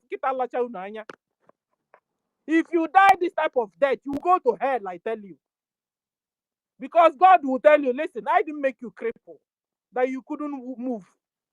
I didn't make you a mad person, that you couldn't reason. You have your hands, you have your legs, you could reason. When you want to eat, you know where your mouth is. You take food, put inside your mouth. You don't put it in your ear. He will whoop you first. When he finishes whooping you, he will not decide what to do to you. So rise up. Defend yourselves, Christians. Before it's too late. Today is Saturday. It's our fundraising. Come and support our liberation. You understand? Fulani is at our doorsteps. Why is our military is dealing with the Boko Haram Nigerian military? Then the border patrol and individuals will be able to also defend themselves as much as they can. There's no more painting of words here. Even the so-called Nigerians, they're all crying, all of them.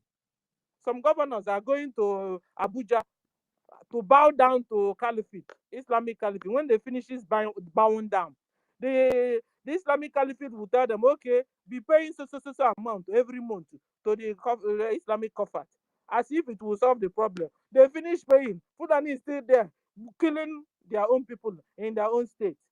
So the only way out is for you indigenous people, Christians, to rise up, defend yourselves. These people, they are not strong.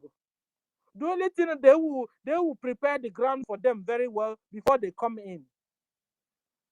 Like the way they did initially, collected everybody's gun, collected everybody's this thing, and then by the time they started coming, people were now without anything. Go and buy another one. Sell your mattress. Go, because you have to stay alive to be able to you know, or reorganize your family or your life again. So no. Thank you. Let me stop here.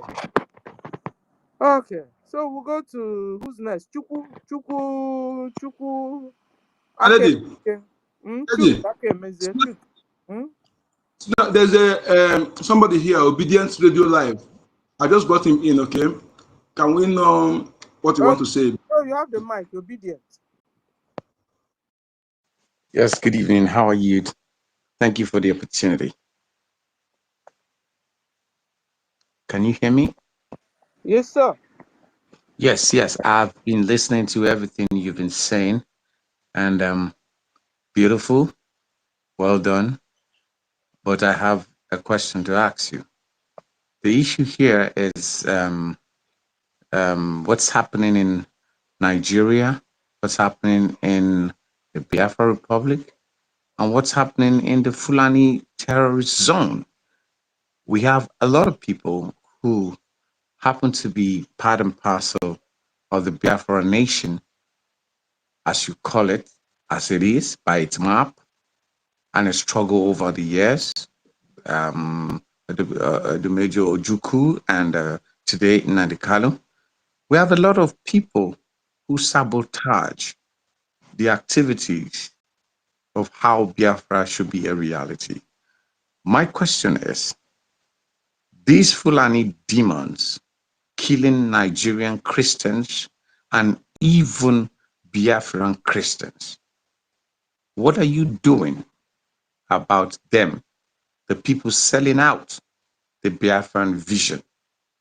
They connive with the Hausa Fulani people in Nigeria to hold Nnamdi Kanu, even when the courts of the Federal Republic of Nigeria have said, this man is innocent, let him go. What are you doing to those people? They still have their houses standing in Biafra land. They still have their businesses running in Biafra land. They still have their name running in Biafra land. They go back home, they travel, they talk nonsense, and you have not done anything to them. And they are Biafrans by the fact of where they come from, the language they speak. Okay. Oh, yeah. Not concerned about the 150 Christians massacre that we're talking about. No, Minister, I want to answer the question. I am talking about that because these people who are Biafrans are in conniving with the House of Fulani people killing Biafrans and killing Nigerians. They are part of you. What have you done to them? Like I told you, their houses are still standing. Their families are still there. They go back home for holiday. They contest elections there. For me to what answer you now. you done to them? You Thank keep talking on the space, you keep talking on social media, and these criminals are hiding in Biafra land. Can you hold on? Concern, because you. It's okay. Wait, you asked a question. Let me respond to you. Why are you not concerned You asked a question, and are you? Onyeka, Can't you you hear can me? hear our information minister. He's answering him, please. Onyeka, Oh, can you hear me? Okay. I can hear you. I can hear you. Go down and come back again, Mazonyeka. Obedient, you're not concerned about 500, 600 and something Christians massacred in the north. You are concerned about Mazi Nnamdi Kanu and the saboteurs that we have in the east. Did we call you to come and get worried about our saboteurs? Did you see the topic of this program? Did we tell you that we don't know how to handle our saboteurs? You see a common enemy that has ravaged from the north central, northeast, middle belt coming down. And we are talking about those people. We are talking to the entire Christians in Nigeria now. And you are not worried about that. You are now coming to divert our attention to the saboteurs that we have right from the time of Ojukwu, Nnamdi Kanu, Wazirike, and the time of our APM, Simon Ekpa. Obedient, why are you not worried about the 150 that they massacred in Plateau? Is it the Biafran saboteurs in Enugu, Imo State, that are slaughtering the people in Benue State? Is it the Biafran saboteurs in Anambra that are slaughtering the Christians in Kanu and Kaduna? Is it the Biafran saboteurs from Akwa Ibom, from Delta, Bayelsa, that are slaughtering over 150 and 200 people in Plateau State? Or you don't know where to go? You just sat, you listened, you saw that this space is making progress, and the message is sinking down in the brains of Christians. You look for something to come and deviate the attention, that we should not focus on the Christians. We should go back and focus on the saboteurs. And you're alleging that it is the saboteurs of the South or of the Southeast that are aligning with the Fulani terrorists in Benue to massacre the people of Benue. If you are a Christian, go and ask yourself the question, why they will massacre you, and then the pastors and bishops in your churches will tell you to call it Christian persecution. When you are facing war, real war, full-blown war, full-blown war, full-blown war that is happening, and you are seeing it. There are over 5 posts coming from Sahara reporters since morning about Fulani terrorist invasion. Fulani terrorist invasion. Who are they killing? They are killing Christians. They are killing Christians. They are killing Christians. That does not matter to you. It is Simon Ekpa that matters to you. It is the saboteurs that you have in Southeast that matters to you. It is Nnamdi Kanu that matters to you. When they kidnapped Nnamdi Kanu in Kenya, what was your reaction? Were you not happy? You were clapping for one Nigeria so that they will end Biafra, because you are here to count the numbers of saboteurs that we have for us in Biafra. Who are the people crying now? Is it the Biafrans that are crying now, louder in Nigeria, or it is the people of the Middle Belt, the North Central, Northeast, Northwest, the Southwest, and every other side? The Biafran people that you now come to enumerate their saboteurs, they already know they have saboteurs, and they have prepared themselves. They have implemented a defense mechanism. Even with their saboteurs that they have, they know how to manage their saboteurs and how to deal with their saboteurs. So why don't you get worried about the over 300 massacred in Benue? Is it that their life is not important to you, or it is the life of the saboteurs in Biafra land, in Southeast, in Old Eastern region, that is more important to you? Which one is more important to you? So when a baby sleeps in Middle Belt, in Northeast, North Central, Northwest, and then wakes up, the head is cut off, knife, machete, all over the body from head to toe, that is not a problem to you. The only problem you have is what are we doing to the saboteurs we have in the Biafra region? You are not being truthful to yourself, because if you were, you would have focused on the topic that we have. The topic that we have here is not even talking about our saboteurs today. The topic we have today is talking about the Christians that are slaughtered on a daily basis, and the preachers are terming the war Christian persecution. And we are telling them, wake up to face the Islamic Jihad war, because there is nothing like persecution. And you are here to come and tell us, why don't we go and fetch out the saboteurs we have in the East? So if you don't have another good question, you may leave us, okay? If you have another question to ask, the mic is still yours. Well, I just want to say thank you so much. But you see, you are not getting my question, and you didn't get my submission at all. No. And That it's is a not. problem That for is you. not. It's That is not. listen. That It's is your not space. something I you know need it's to your be talking space, about now. but you don't want to listen. You don't want to listen to what people are saying. I am telling you that the reason, one of the major reasons why. One of the major reasons, what? Unmute your mic and finish your submission. Unmute. One of the you want to tell us now that one of the major reasons why the Fulani terrorists. One of the major reasons why you see this bastard Fulani terrorists killing Christians in Nigeria It's because is of the Biafran people. It's because of the Biafran sellout. The people Now giving, now we see how they are. foolish you are. Now we see how foolish you are. Now we see how foolish you are. One of the reasons the Fulani terrorists are killing Christians is because of the Biafran sellout. Now we see how foolish you are.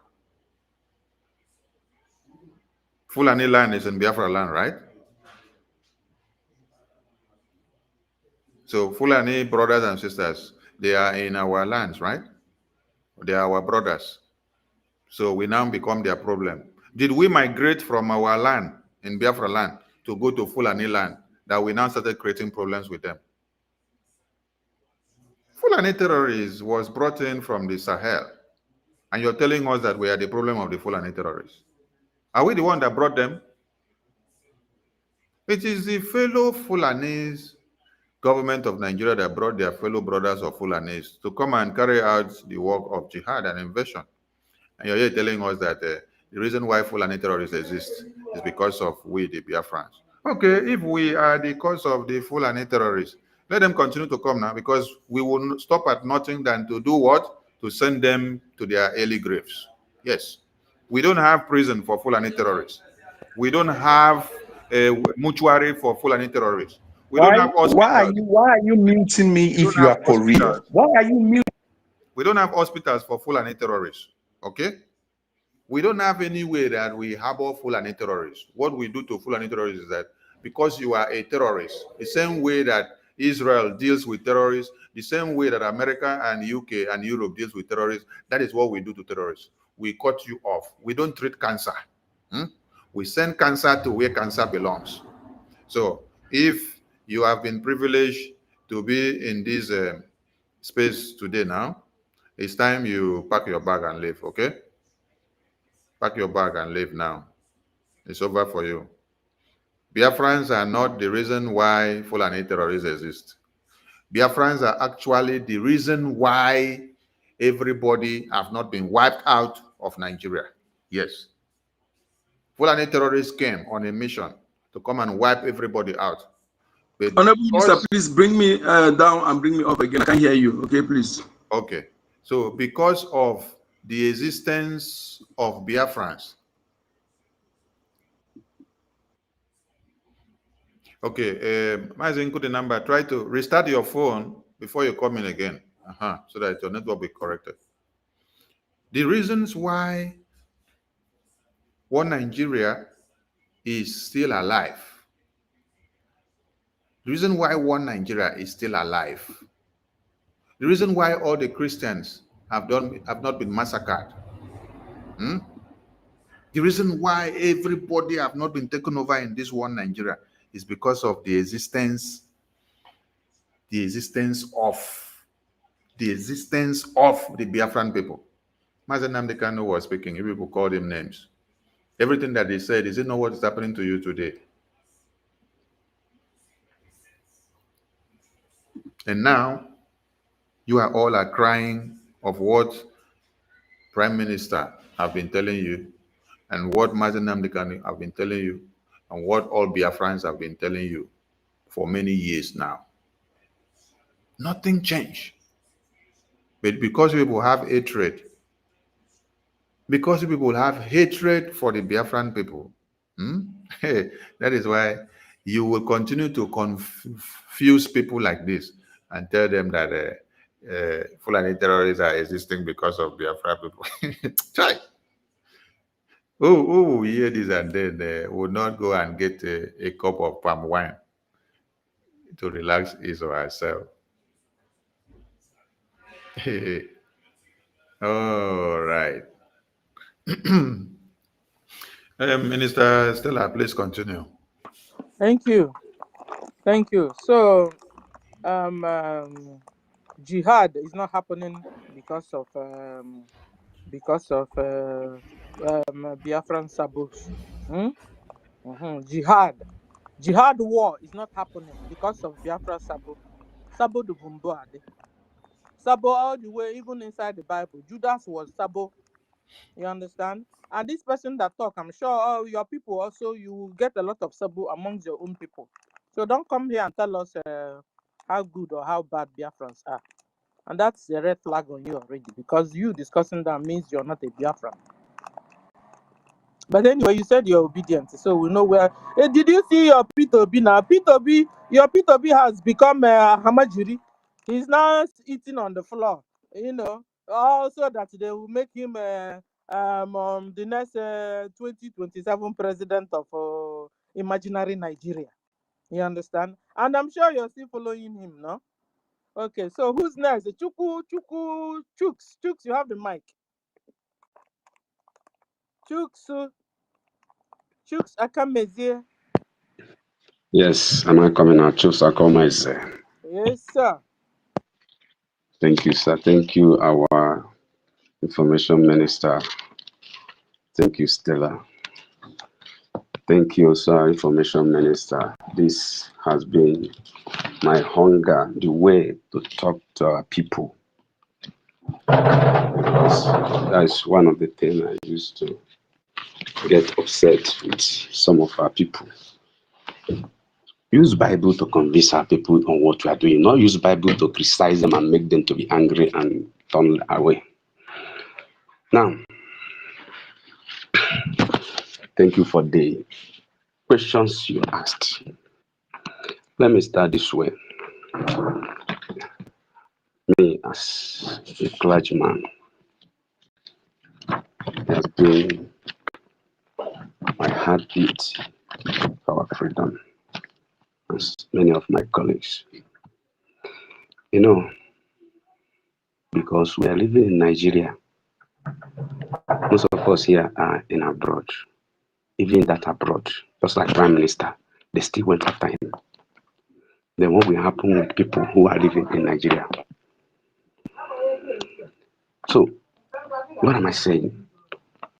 That we need to talk to our people on things that motivate them to right action, just like the way Mordecai talked to Esther, and her reasons came back to herself, and she took step to terminate the enemy, and God brought it, perfected the action. So, the word of God completely backed self-defense and self-determination.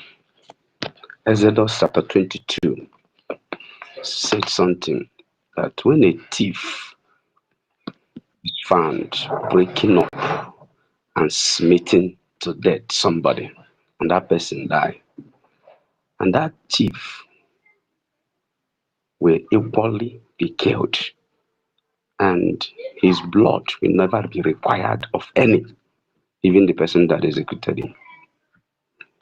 Exodus 22, verse 22.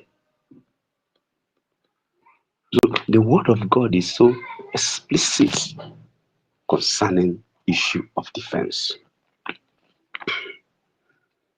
And Jeremiah said something in Jeremiah 48, verse 10, that cursed be he that doeth the work of the Lord deceitfully, and cursed be he that keepeth back his sword from blood. You have to have your sword. Your sword has to be completely always with blood. Blood of what? The enemy that you have dealt with. And you read also, why I'm quoting this prophet, a major prophet we have in the scripture. When you read Isaiah chapter 40, the 34, verse 5 to 11, let me just give the summary of what the Bible said there. The Bible says, the sword of the Lord is filled with blood and fatness. When you read it back down, you see what God talking about Edomites and other people that God dealt with. It's filled with blood and fatness. The word of God is never against self-defense. Self-defense is backed by the word of God. Even Paul said in Romans chapter 13, verse 4, for he is the minister of God to thee for good. But if thou do that which is evil, be afraid, for he beareth not the sword in vain. For he is the minister of God, a revenger of execute, a revenger that execute wrath upon the evildoers. Planning are the most terrible evildoers.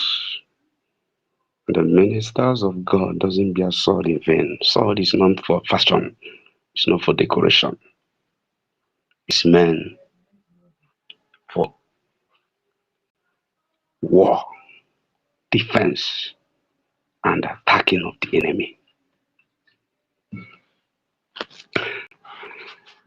Jesus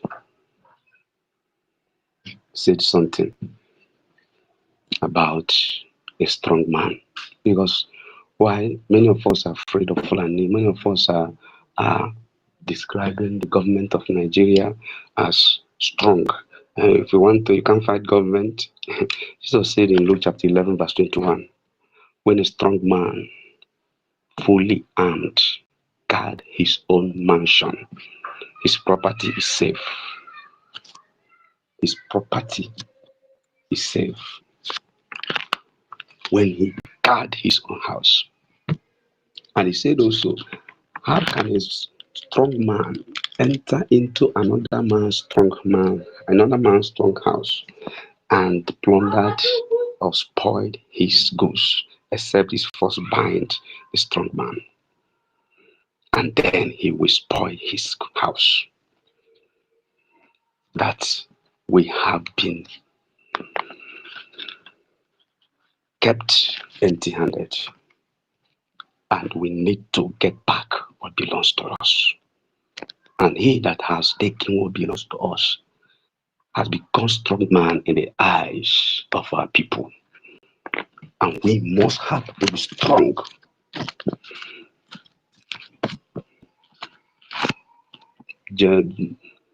Moses told Israel, be strong, stand still, and you see the salvation of the Lord. After the death of Moses, God told Joshua, be strong and of good courage. Be strong and of good courage.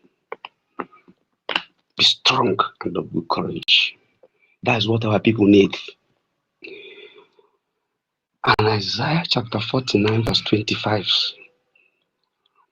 confirmed it as a prophet that said it. That's what Jesus recast. Who can snatch the plunder of a war from the hands of a warrior? Who can demand that a tyrant let his captive go? Who can demand that the tyrant let his captive go? And is he who made himself courageous, refusing to accept defeat, that I cannot, that I will not be able. That is one victory of the enemy. When you accept defeat and you become reluctant in making and taking steps of what will make you to be strong. Thank God for our Prime Minister that we are taking multidimensional approach. And that is what Kozora Bezo has been thwarting. Our people, Jesus asked his disciple question in Luke 22 from 35 to 37. Jesus asked them, when I sent you out to preach the good news, and you did not have money or traveling bag or an extra pair of shoes, did you lack anything? They replied, no, we did not lack anything. And Jesus now said them, but now take your money, take your traveling bag, and if you do not have any sword, sell your clothes and buy at least one sword, for time has come for this prophecy about me to be fulfilled. There is time. The time we are now is time of such prophecy. Prophecy of sword action, prophecy of war action, prophecy of action of dealing with the enemy who comes to kill you, who comes to destroy you and take over your land. This is time. God told us about the tribe of Rechabite in Israel, who had proper understanding of the time, what Israel ought to do. We have to understand. And when they say so, Jesus says so, and they say he was counted among the rebel. Yes, everywhere, everything written about me, Jesus said by the prophet, will come to pass. Remember when he said, they said, oh God, we have only 2 swords here. Verse 38 to 39 says that Jesus said to them, then it's enough.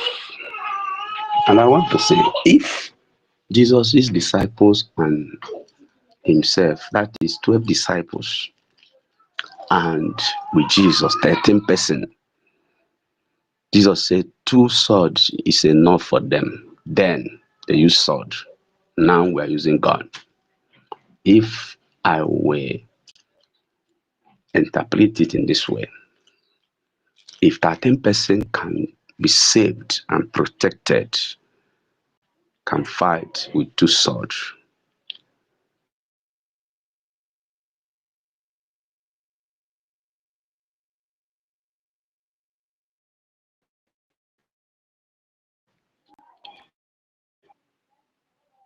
sorry, I had call enter my phone.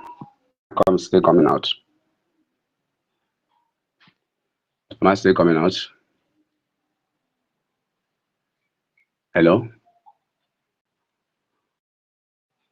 Am I still coming out? Is anybody hearing me? Okay. So, if 13 person can be protected with 2 swords, brethren, check your village, how many you are in your village. That the money you need, I need to be donating to protect our people. It's now the prophecy for it to come to pass. To come to pass. And that is the sword they carried the day they came to arrest Jesus in Matthew 26, according to Matthew record. Peter used his own sword to cut off servants' ear. Jesus said, put the sword back. Why? This is why he came to die. Unless anybody who is here on earth is here again on earth to die for everybody. Which means you are proving to God and Jesus that your first death is irrelevant. Your coming to die on earth is insignificant and not needed. That you, as a person, an individual, need to die again for people, that you will be killed, that they can be saved. That is why you can forget about using of your sword. But Jesus said, put it back to where Jesus had been seeing that sword since he know they had it. And he didn't rebuke Peter. He said, just package it back for another day. That's what it means. So, self-defense is completely bleaker. David, we know David, the warrior. God Israel today talk against David, they will stone you, including every region in the land. Psalm 144, David said, praise the Lord, who is my rock, for he trains my hands to war and give my finger skill for battle. He trains my hands to war and give my finger strength, skills for battle. The same David said it. Same Psalm 18 verse 34. He repeated it. He concluded it in that side and saying that the Lord trained my hands for battle and strengthening my arms to draw a bruising bow.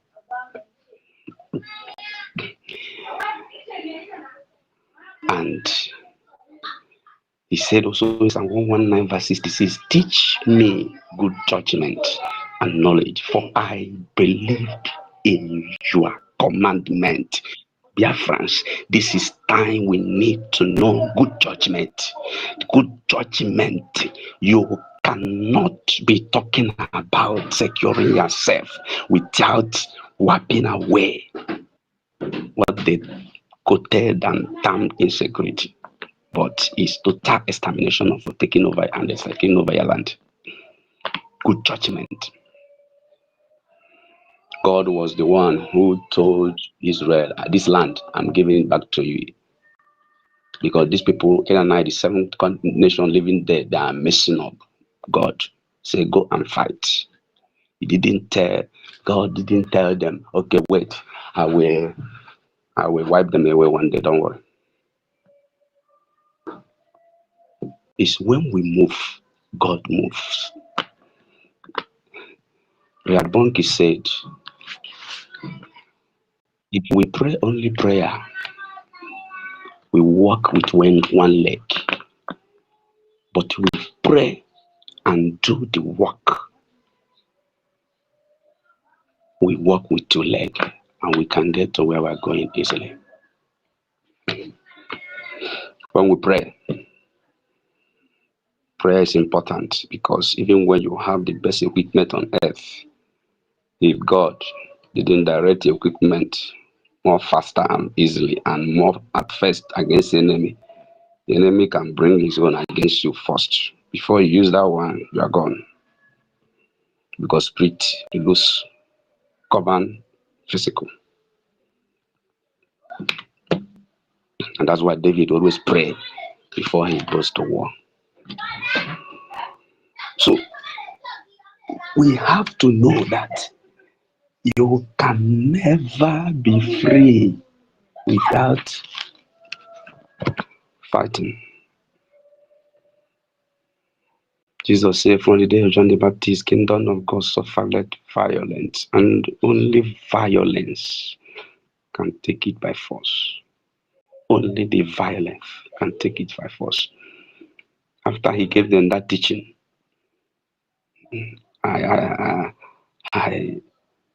he now introduced them to buy sword, and they say, we have it already. I say, it's okay. Only violence take it by force.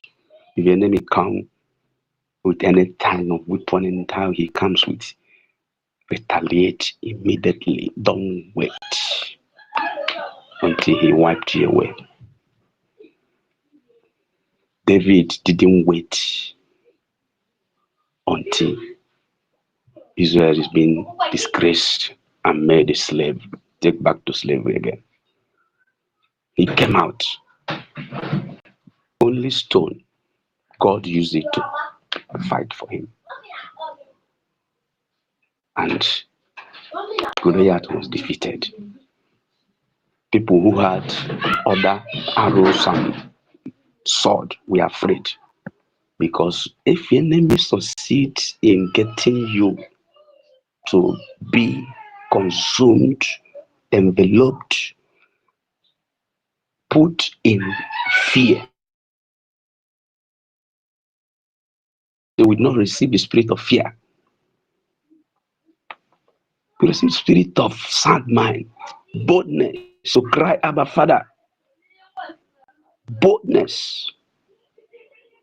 Boldness, that is what the enemies do. That's why they are bringing python bands. That's why they are bringing security. When you see security everywhere, fear will be coming on you. You'll be panicking. You'll be panicking. They will stop you and say, where is that? Come here, bring your phone. They search your phone.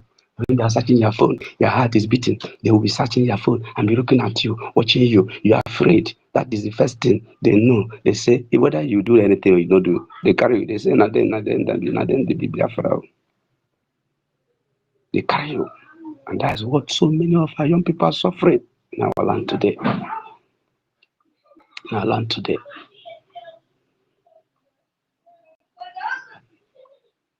You'll be tempted that when you're going out, you keep your best Android phone used to be in social media where you are free to talk, and use other ones and go out. Our people, we have to.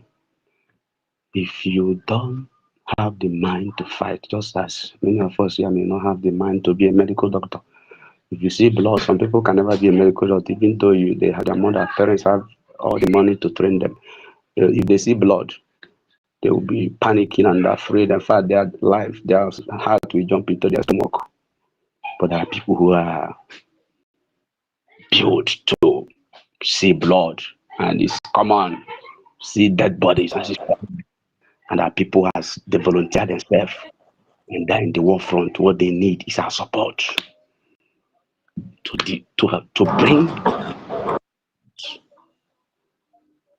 bring the victory for us. Jeremiah chapter 4, 16 to 18. The Bible said that from that day, Nehemiah was giving account of what he has passed through, the work he did in rebuilding the wall of Jerusalem and setting things in order in the city, that the enemy will never take them again and burn their place. That's what they are doing to our people, burning our people's houses. I watched the other day two little children. They cut their pieces their head while they were asleep. While they were asleep. God will ask us questions if we are quiet and our people are being killed. You must not come out openly if you are in our land to be talking so many things. But you can do what Obadiah did in Israel in the days of Ahab and Jezebel. Obadiah stayed in Jezebel's house, Ahab's house, using Ahab's male and Jezebel male, feeding prophets. And Elijah told him, go and tell your master, say, Oga, I don't trust you. If I say that, my God will kill me. When Elijah noticed that he has been feeding many people who they have good things of God, but they can't say it. If you say it, you are killed. You can do that, building our people, telling them, circulating information, and things will be going silently. And our awareness will spread for people to support our liberation. Nehemiah is saying, Nehemiah chapter 4, verse 16 to 18. From that day forward, we have days that we will never go back in funding our liberation. And that day has been since they arrested Awonyentu 2017. From inception of SN and now we are in Biafra government in exile. Our BDF. From these days of its establishment forward, Emma said, half of my men were doing the work, and half of them were taking up spears, shoes, bows, and the body armor. Spears. Now, the officers were behind all the people of the Jew who were rebuilding the wall. Those who were carrying load did so by keeping one hand on the work and the other hand on their weapon. They built to a man had their sword trapped to their side while they were building, but the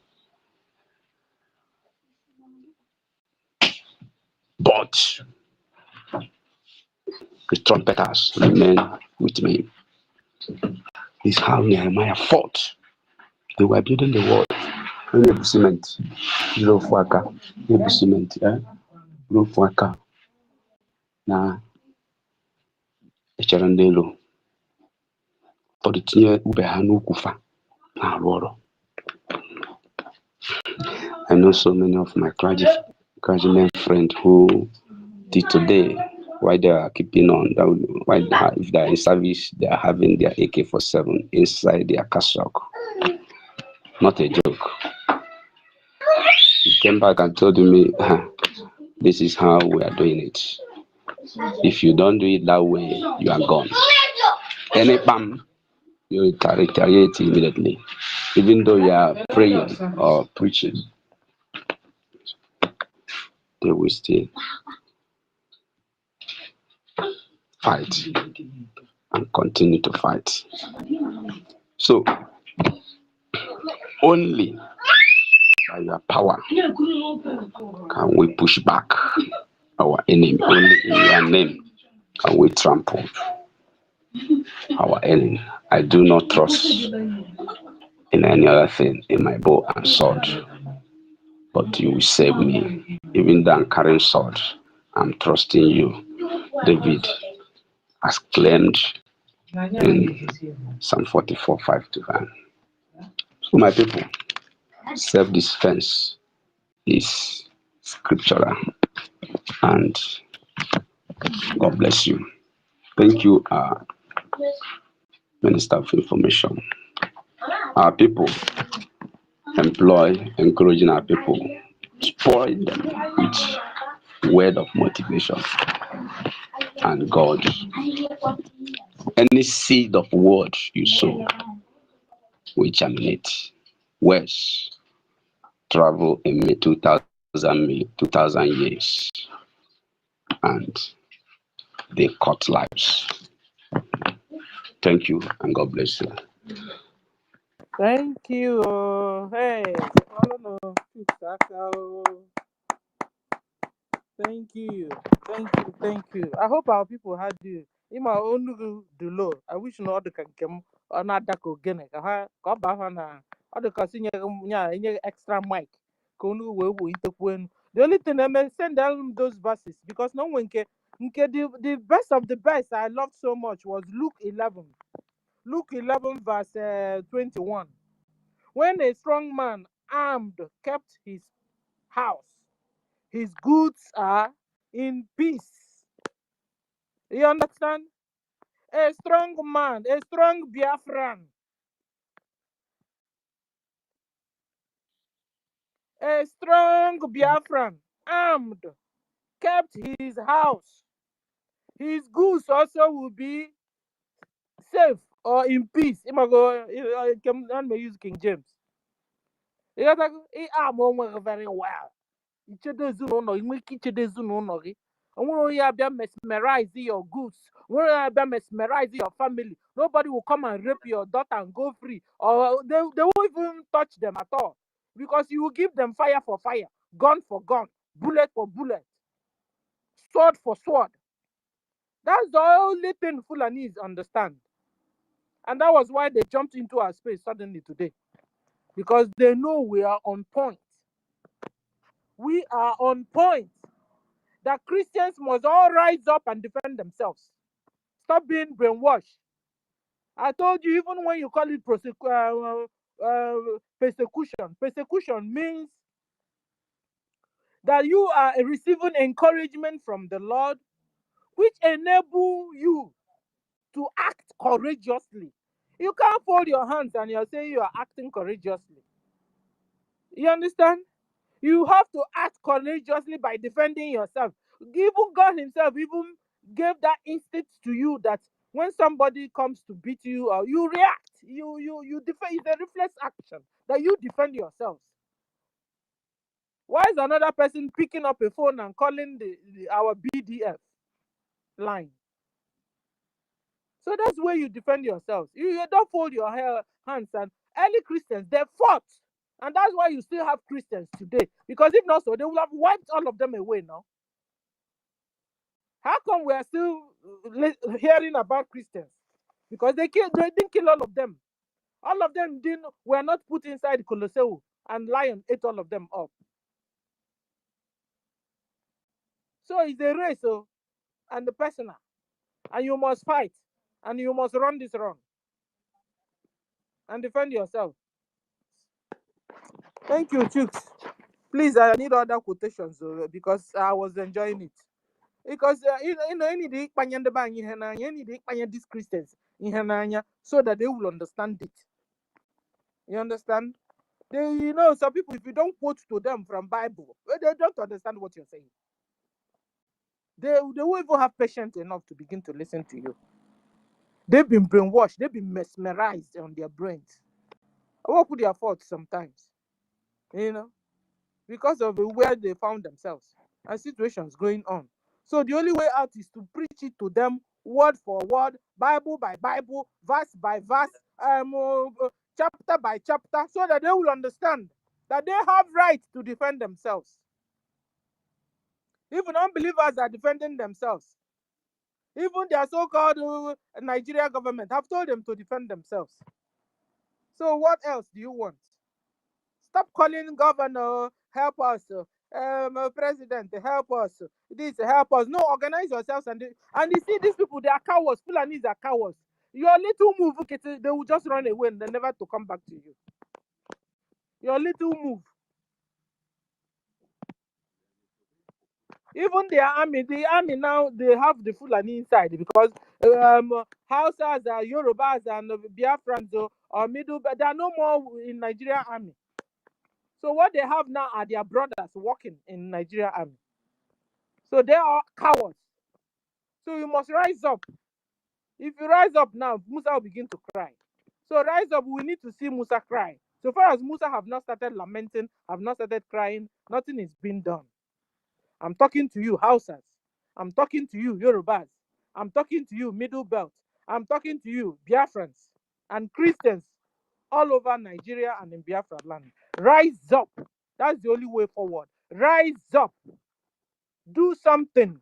Do something. If you're not doing anything, you go to heaven. God will whoop you, will beat the heck out of you. I didn't do you like that. I gave you your 2 hands. I gave you your 2 legs. I gave you brain to reason. You come back to me like that. It's not mission accomplished at all. That you just put your neck, they kill you. You didn't it's not a mission accomplished. It's a mission thwarted by the Fulanis. Thwarted by the Fulanis. Because when you're doing this, you're fighting to keep Christians alive, to keep people alive, to hear the word of God. It's a holy fight too for you. So you must fight this holy fight. It's not angels who come and fight this fight for you.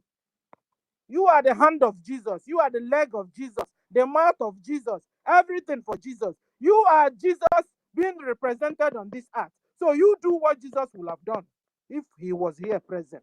That's why you are here. It's just like we abroad, when you are being told to support financially.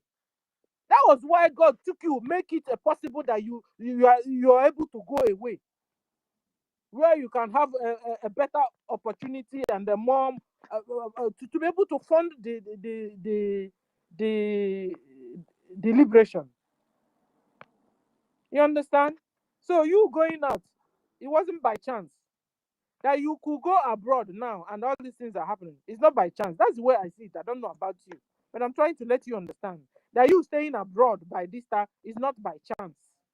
It was orchestrated by God so that you be able to help. Then how can you be abroad and you're folding your hands, chewing bubble gum, pretending that you don't know what's going on, that your brothers and sisters are being massacred in Nigeria and in Biafra land? And I tell you, if we don't do anything, soon it will be our own turn in all the places abroad we are. Because Fulanis are coming there too. Fulanis are coming there too. If you don't understand, go and ask people in London how it is. Now they are using Sharia law. In fact, all their mayors are all Muslims in London. A lot of them. So please, so if you give it any terminology you want, it still falls in that jihad war is being waged on you. You are supposed to be doing something. You are supposed to be fighting. You are supposed to be funding. You are supposed to be defending yourselves. You are supposed to be taking care of your brothers and sisters, passing information to them, so they don't fall into the trap of the Fulani. I stop here. Okay. Chooks, you want to chip in something before we move the mic? You have the mic back. Yes, what I want to say is this. Some of our people will be saying that how can you keep establish security and they call you non-state actors and you near Katon and you are talking about security securing people. Let me ask you, even that security you are criticizing, but when you want to do your functions, your family, you invite the security in Nigeria to secure you, in churches to secure you. You have dedication of church building, the same security that has been killing people, that will kill people anyhow. The other day they killed a lady. The same security that just finished killing somebody, you invited to your house, to your church dedication, to your synod, to your conferences to secure you. Then what is different? You are putting money in that security that has been enabling the terrorists. You are putting money in that security that has been spreading the terrorism.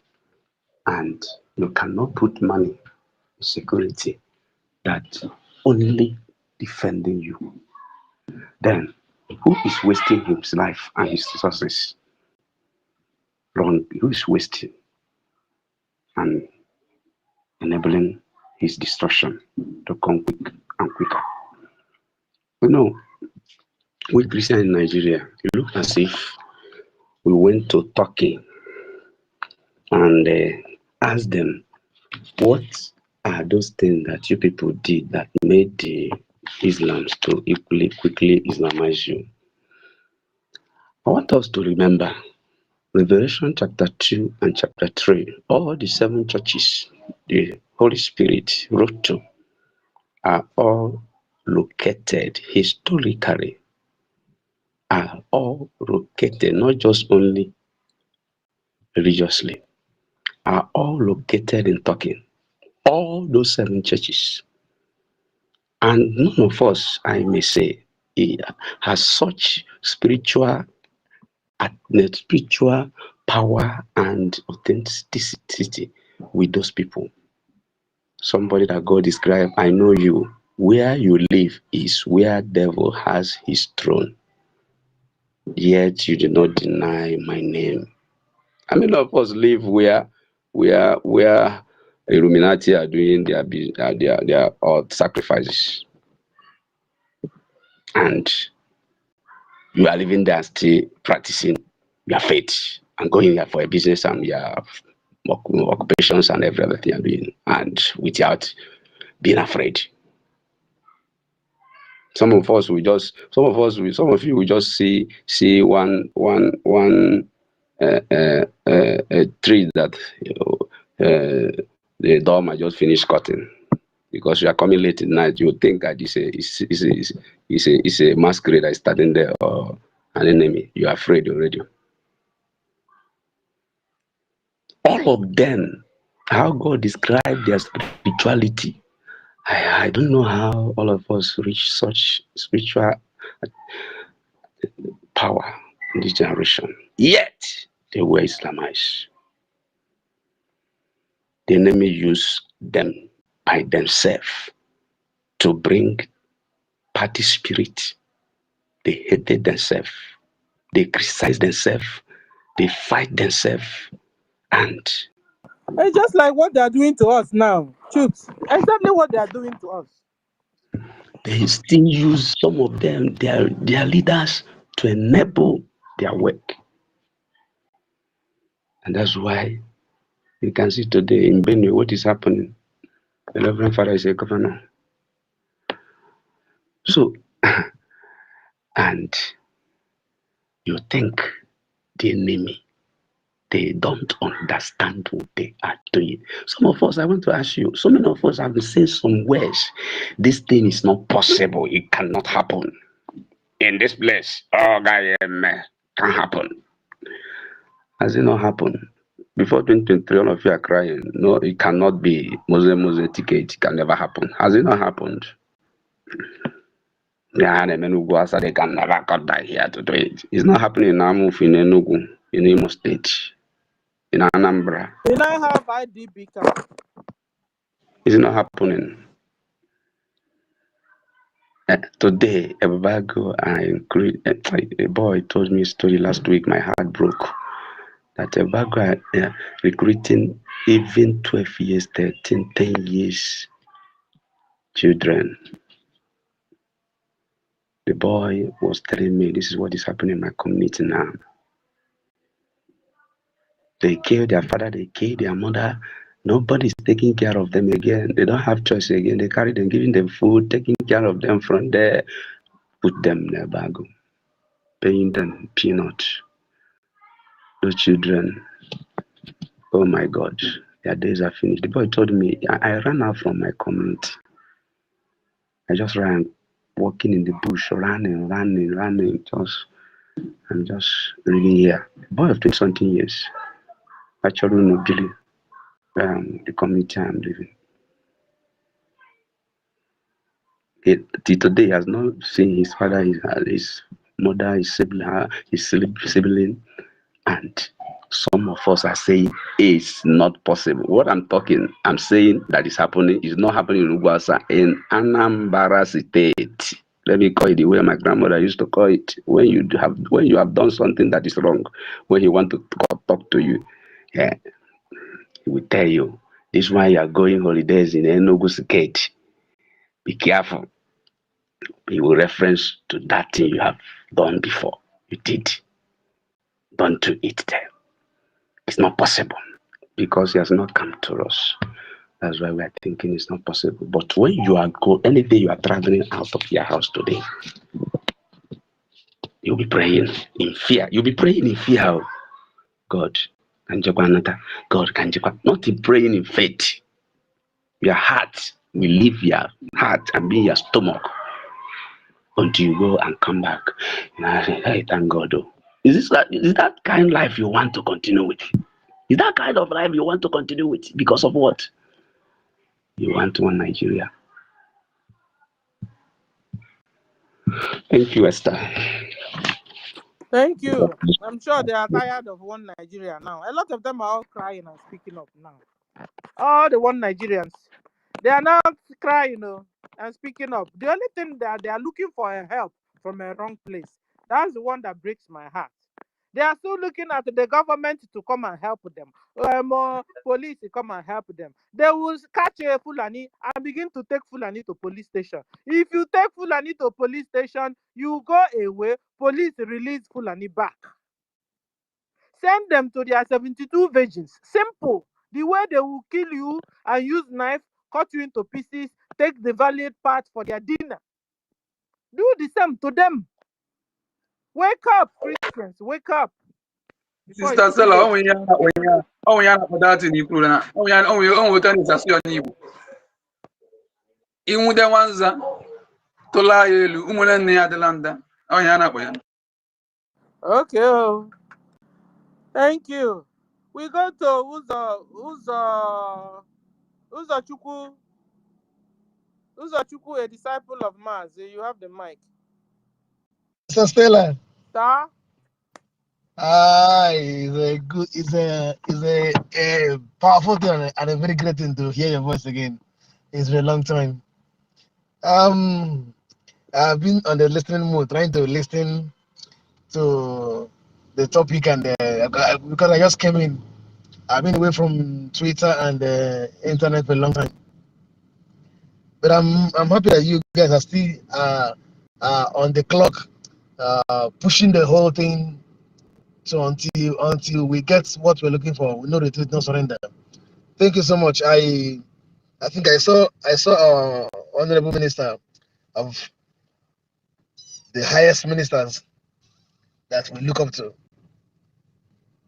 our beloved brother and uncle and father, Mazi Sonia Barawa. The Lord will bless you. Thank you for firing on. Thank you for keeping the line. And on behalf of everyone, Mazi, my Biafran, Count, Count, I don't know how to pronounce it, but then I salute every one of you on the system and on the space. Sastella, thank you so much. God bless all of you. Samiri, Bro Chooks that has just spoken, Bro Igbo General, and all the rest of us. Thank you for being on the system and the platform. It is no longer a new news to say that to tell our people because sin and say poor run away from danger.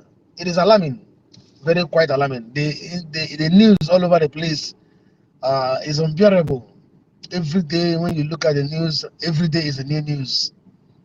And the worst of it is that we are being sold out by our own brothers who are listening to fools and the bow and those of them that are being engineered and generated by Nigerian killers and using our own people, our own brothers. I mean our own brothers, like Gumi said, I'm Igbo boys, let them kill themselves. And you can imagine the worst of it is the Islamic Jihad system that is now on rampage on every area.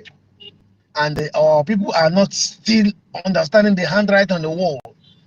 A lot of us are still calling on the Nigerian zoological governors, telling them, come and help us, so they're killing us here. The same people you are calling and the same people that are killing you. How can you look up to those who are masterminding your killing and also asking for help from them?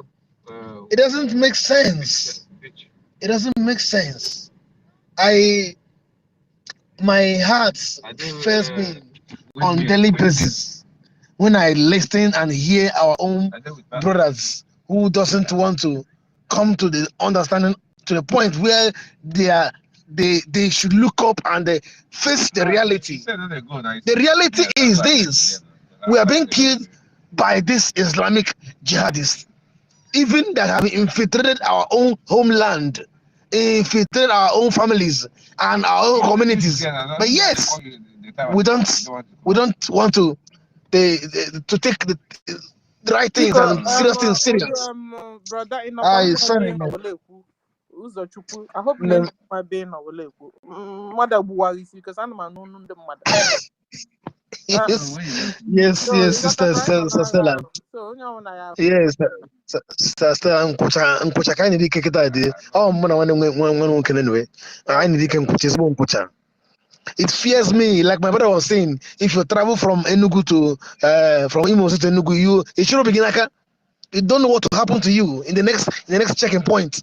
It is so alarming. I've been thinking of, yes, I want to go home, but everybody in Nigeria, is it safe? I like about the home safe. I live about the home safe. One of our brothers, give up, give a look for Nunkija, Bernaba, EJ, Jelly na social media. The way well, a cheap phone. I have a good look. You never worry about the name here. I couldn't go my I'm telling you, he's been giving me so much concern. In the real sense, even if I'm going home, mom comes to delete all my articles and everything because this thing is part of us. A cheap phone. You got to just give you know, Mananke we jabata here, na media, na social media. Well, yes, so that is what we are saying now. Because whenever they stop you, they begin to browse through your phone and look to what you are. In fact, you understand? They will not say, so what we are now advising our people is to take away that phone you use you are using in social media. Hide it. Take 1 hour, even when they collect it from you, you don't even care. Go on. Yes, Stella. No, I don't know where to begin. My mind is so painful and so full of heart cries and tears because I don't know where we'll begin by sanitizing these things because it's all over the whole places. It's all over the whole place. The killing, even the killing of our beloved brother, one name okay, your younger brother, which I saw go 247 idiot parading and claiming and buga if go hit imagine that kind of I don't know, but when these killings are being masterminded by our own people, those in house are chonta since no Okwane was Okwele, and they are now pursuing us as hunters. My time is nearly off.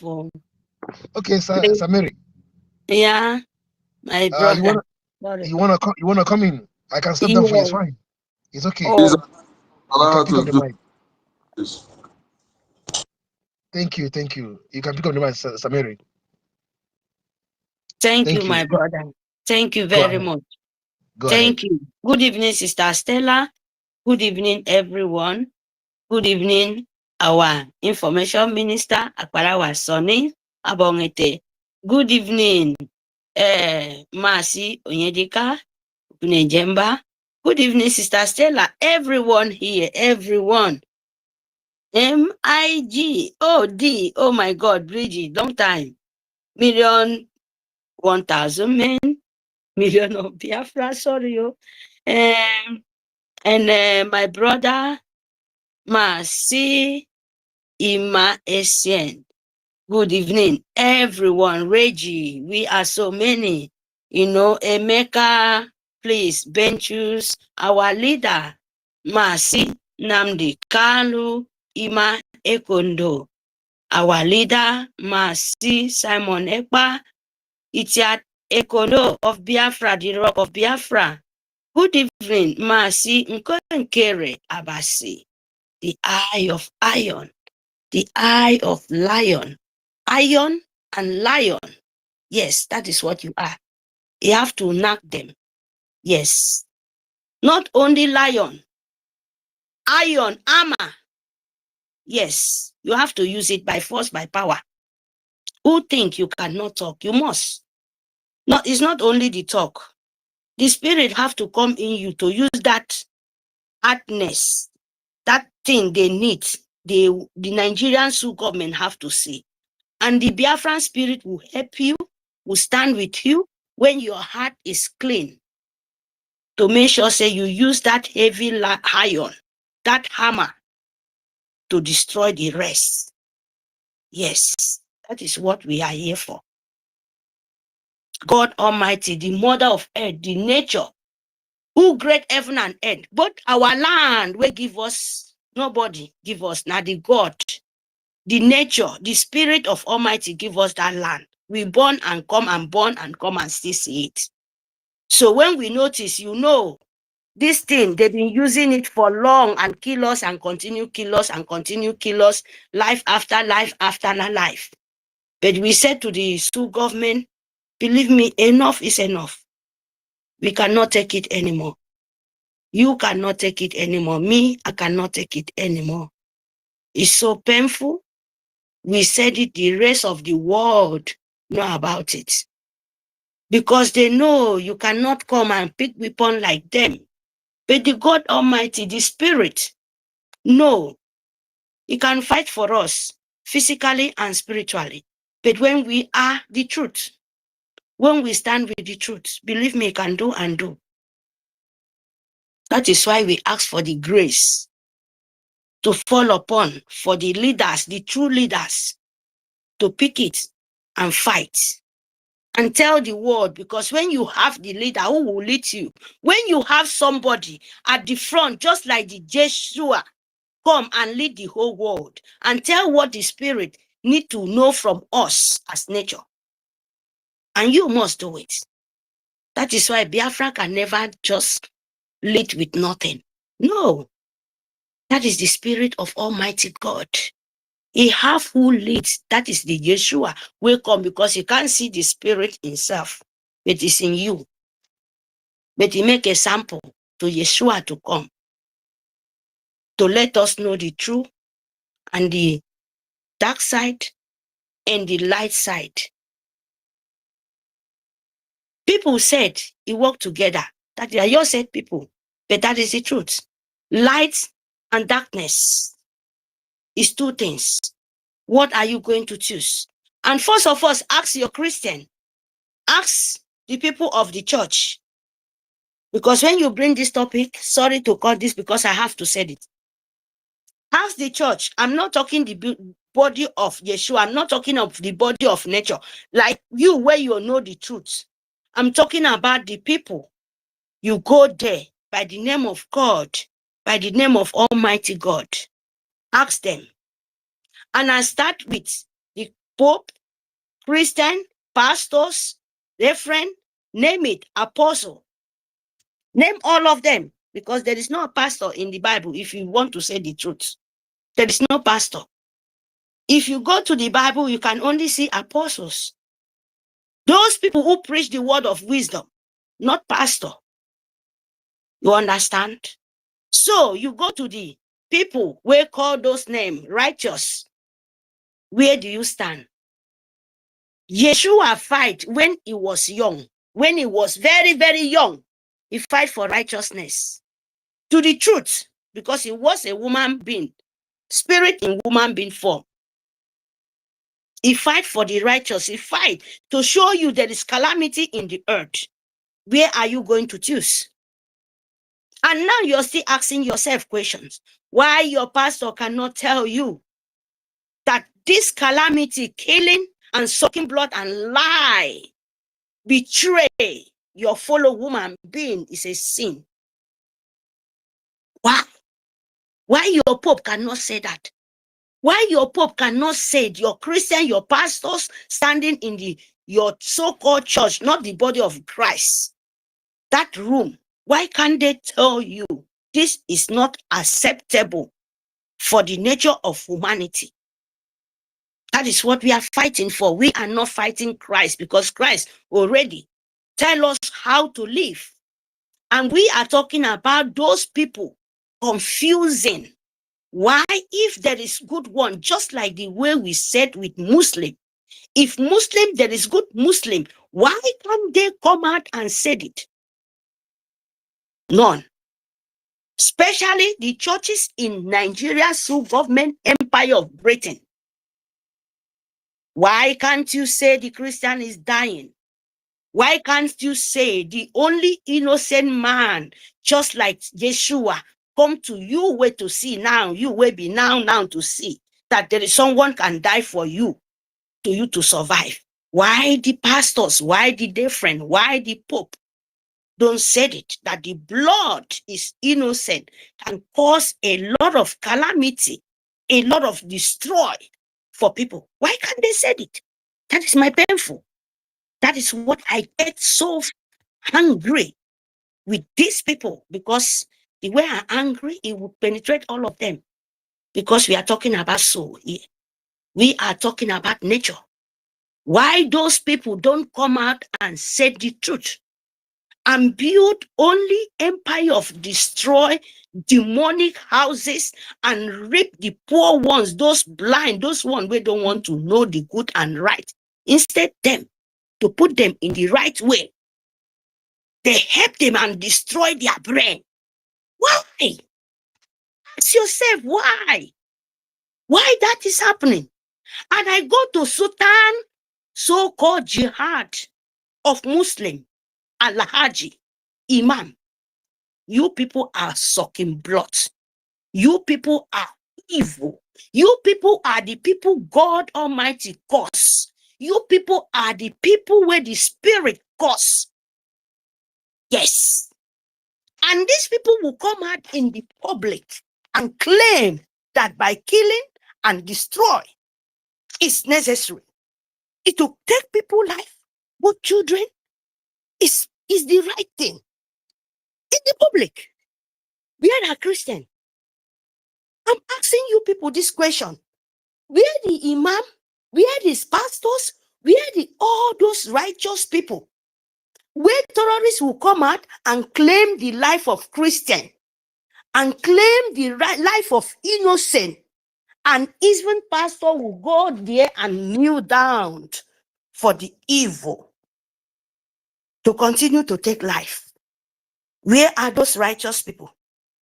I'm asking you people questions. Answer with your good heart. Answer with your truth, so that you too, you will be safe. Because enough is enough. Stop confusing people. Terrorist imam, come out and claim that you are nothing like a dead rat. Where is imam? Where is Pope? Where is those people? Where they are killing their own children, burning their houses, send them to the known land, non return back to their own fatherland and motherland. Where is European Union? Where the body of Christians? Say the truth for once. Say the truth for once, so that humanity will be saved. You see how Muslims claim, how Muslims stand with their evil. Killing you, killing pastor, killing Christian, burning their houses. No one come out and say a word. Instead of that, they will come out and challenge you. Sultan Sokoto, where born all the terrorists in this world, born Jihad, born Boko Haram, name it, all the, destroyer of humanity. Is for Sultan Sokoto and Jihad and Muslim in Nigeria, and so-called Dangote, and call the dead man walking as your president. Christian, where are you? Tradition, where are you? Why can't you people say the truth for once? Save humanity. It's bad, because it will still fall upon all of you people head.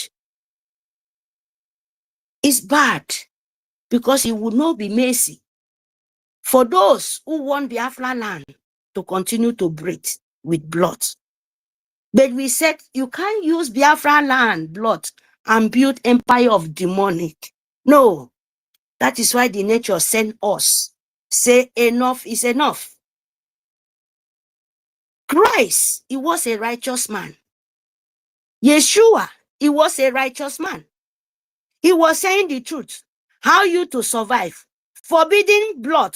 Because as we said, he died for cross of Calvary. He was a woman being like me, in form of woman being. When he died, he was not a woman being, but there's a spirit walking in form of human being. Just like we have now, desperate spirit walking in form of all of you people in Nigerian government. But you don't know, because violence will continue to happen when you still continue to keep Nigeria one. When Yeshua died, he come to show us a sample, the way we understand as nature. When he died to show us a sample, how we to live, he was go to the spirit world to meet his father, as you call his father. Yes? Then we learn from there how we to pass, which energy are we going to use to fulfill this righteousness, to fulfill what the nature brave give us, and we to fight the darkness. Where are you? Where are you? I'm asking you people questions. Ask your pastor, ask your imam, ask those people sending children like Sultan Sokoto, the Jihad, the Empire of Britain, sending the young ones, children will never even know how to live, by sending them to different kind of life. Ask them and ask yourself, because you will never be peace. If you don't know what is peace, you better find it now. Because if you follow Sultan of Sokoto, you follow Jihad, follow Imam, follow Nigerian government, follow Britain, you are doomed forever. But Biafra continue to rise. Because this time around, sunshine is already rise. It's only we to celebrate. It doesn't matter anything happen now. When you stand in your way, you will die. But it must happen, because it's very soon. Hear me? You must understand this and tell the rest of the world, and let this word go viral, and tell them we can never give up, because our forefathers, it did not give up. It's our own land, it's our promised land. It's what we will born our children, and still come and hear this name of Biafra. And we will not let it them to ask, what is Biafra? Why our fathers? Then you go back to 1914, you go back to 1967, you come back again to this century 2020, going upward. Very shameful for those ones who doesn't know who they are. Very, very, very shame. It doesn't matter who you are. Shame unto you. Shame unto the wolf of Biafra. Shame unto you. Because you people are already doomed. You can never anymore. Never. Make sure you love yourself.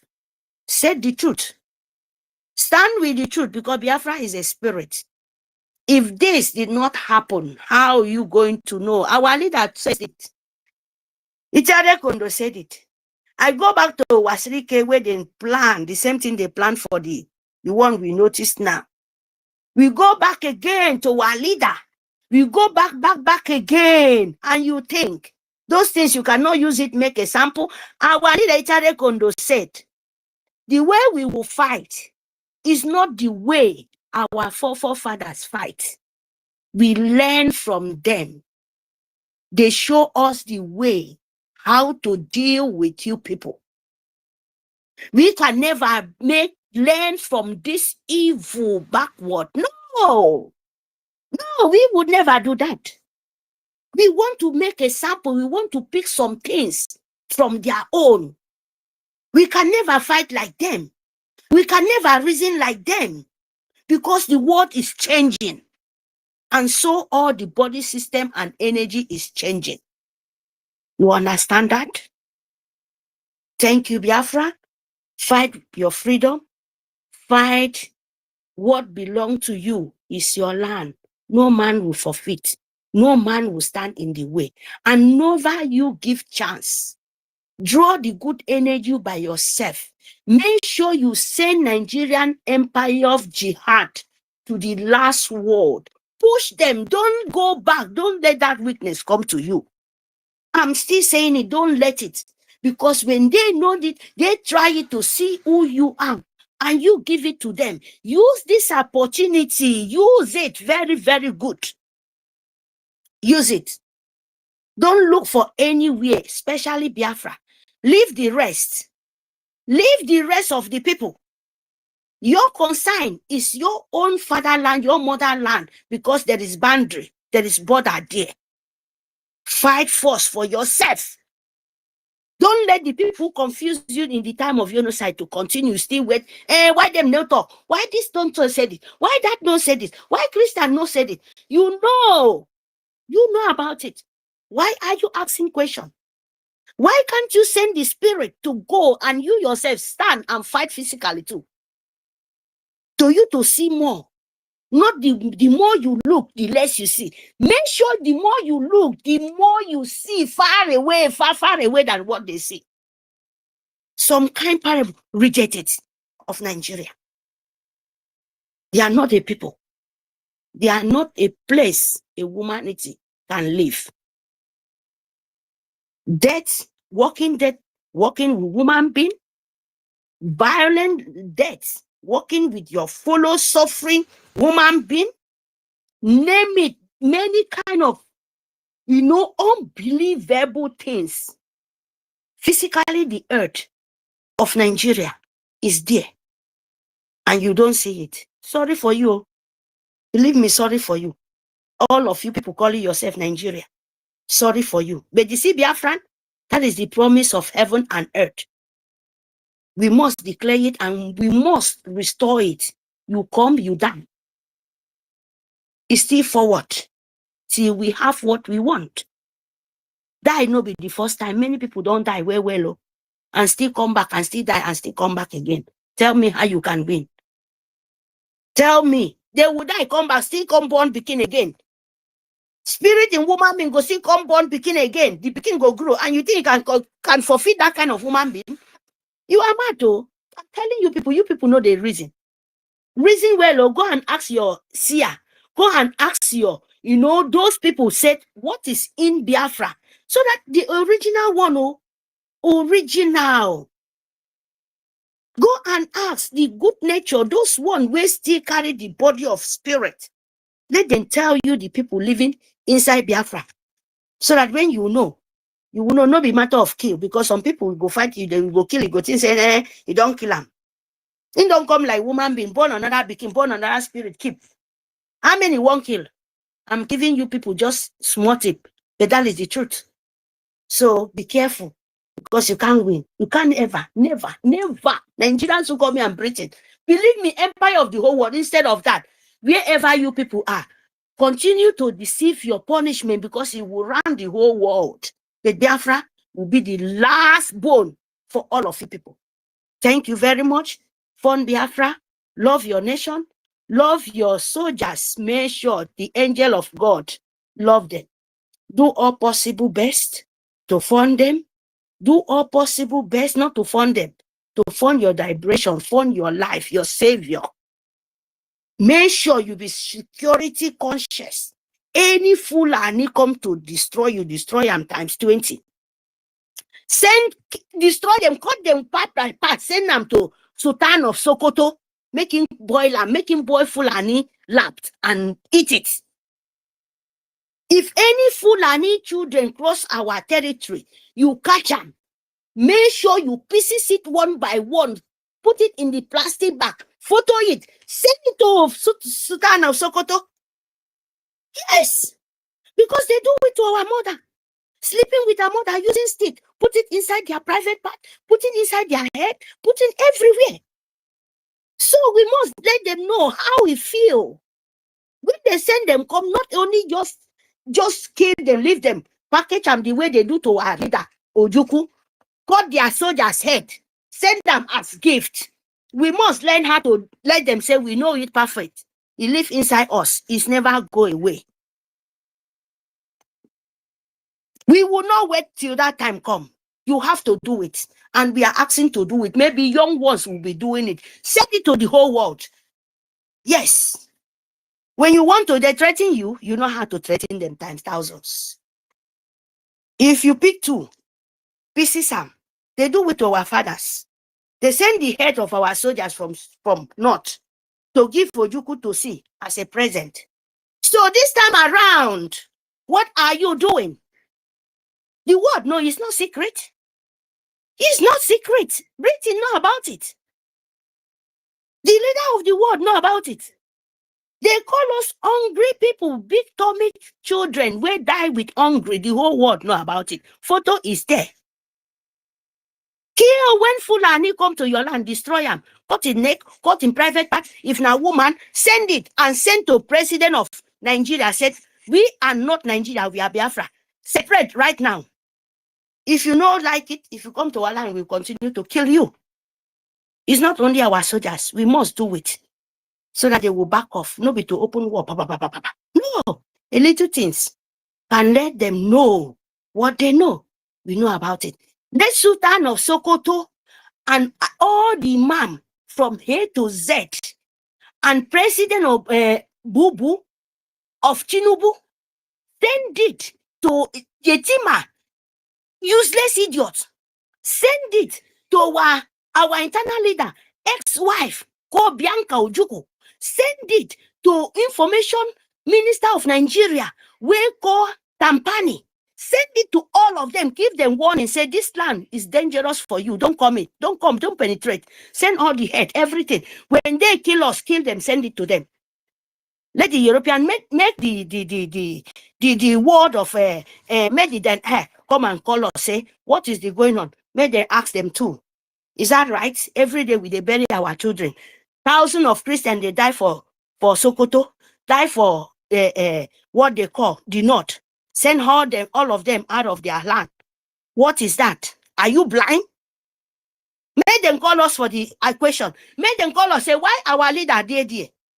What are we doing? What will we do? What? In some Pokeninam, no jihad, in some Pokeninam, Yado Britain be continuing the Iwonian. In the Miwoto more thousands and thousands. He sent a word on no Sultan of Sokoto. He would on to me Bokeni do time and his song in EBIBIO. A time and his song in Biafra. In Edo men and Yenam, Uganian, make it mo, and say Mutam make it. Be work Kopukeru and Bio make a pangaburokero, Angela Fayo. Bon be make it to Antomio, Bodonia and Pong Fno Kedam and I want to call me. I don't offer from this memo, idem to me, I would have referred my queen. Yes, Yam Edong. Edong in physical, Udonga, Adobo Canokio. Udonga Buito Kefam. Udonga Buido for Dong to me, that is a frefre con folk willing to Muto Pabio. I don't to me, that is simple no Ibahaku Bogomo. A frevre government ba kirong yene do sin nyen ke slave e sa ne nyen yang bioful ani di wod yene kwenge. That is abasimu fe da ke da ko du pai songo do yawo keru kere mo do invisible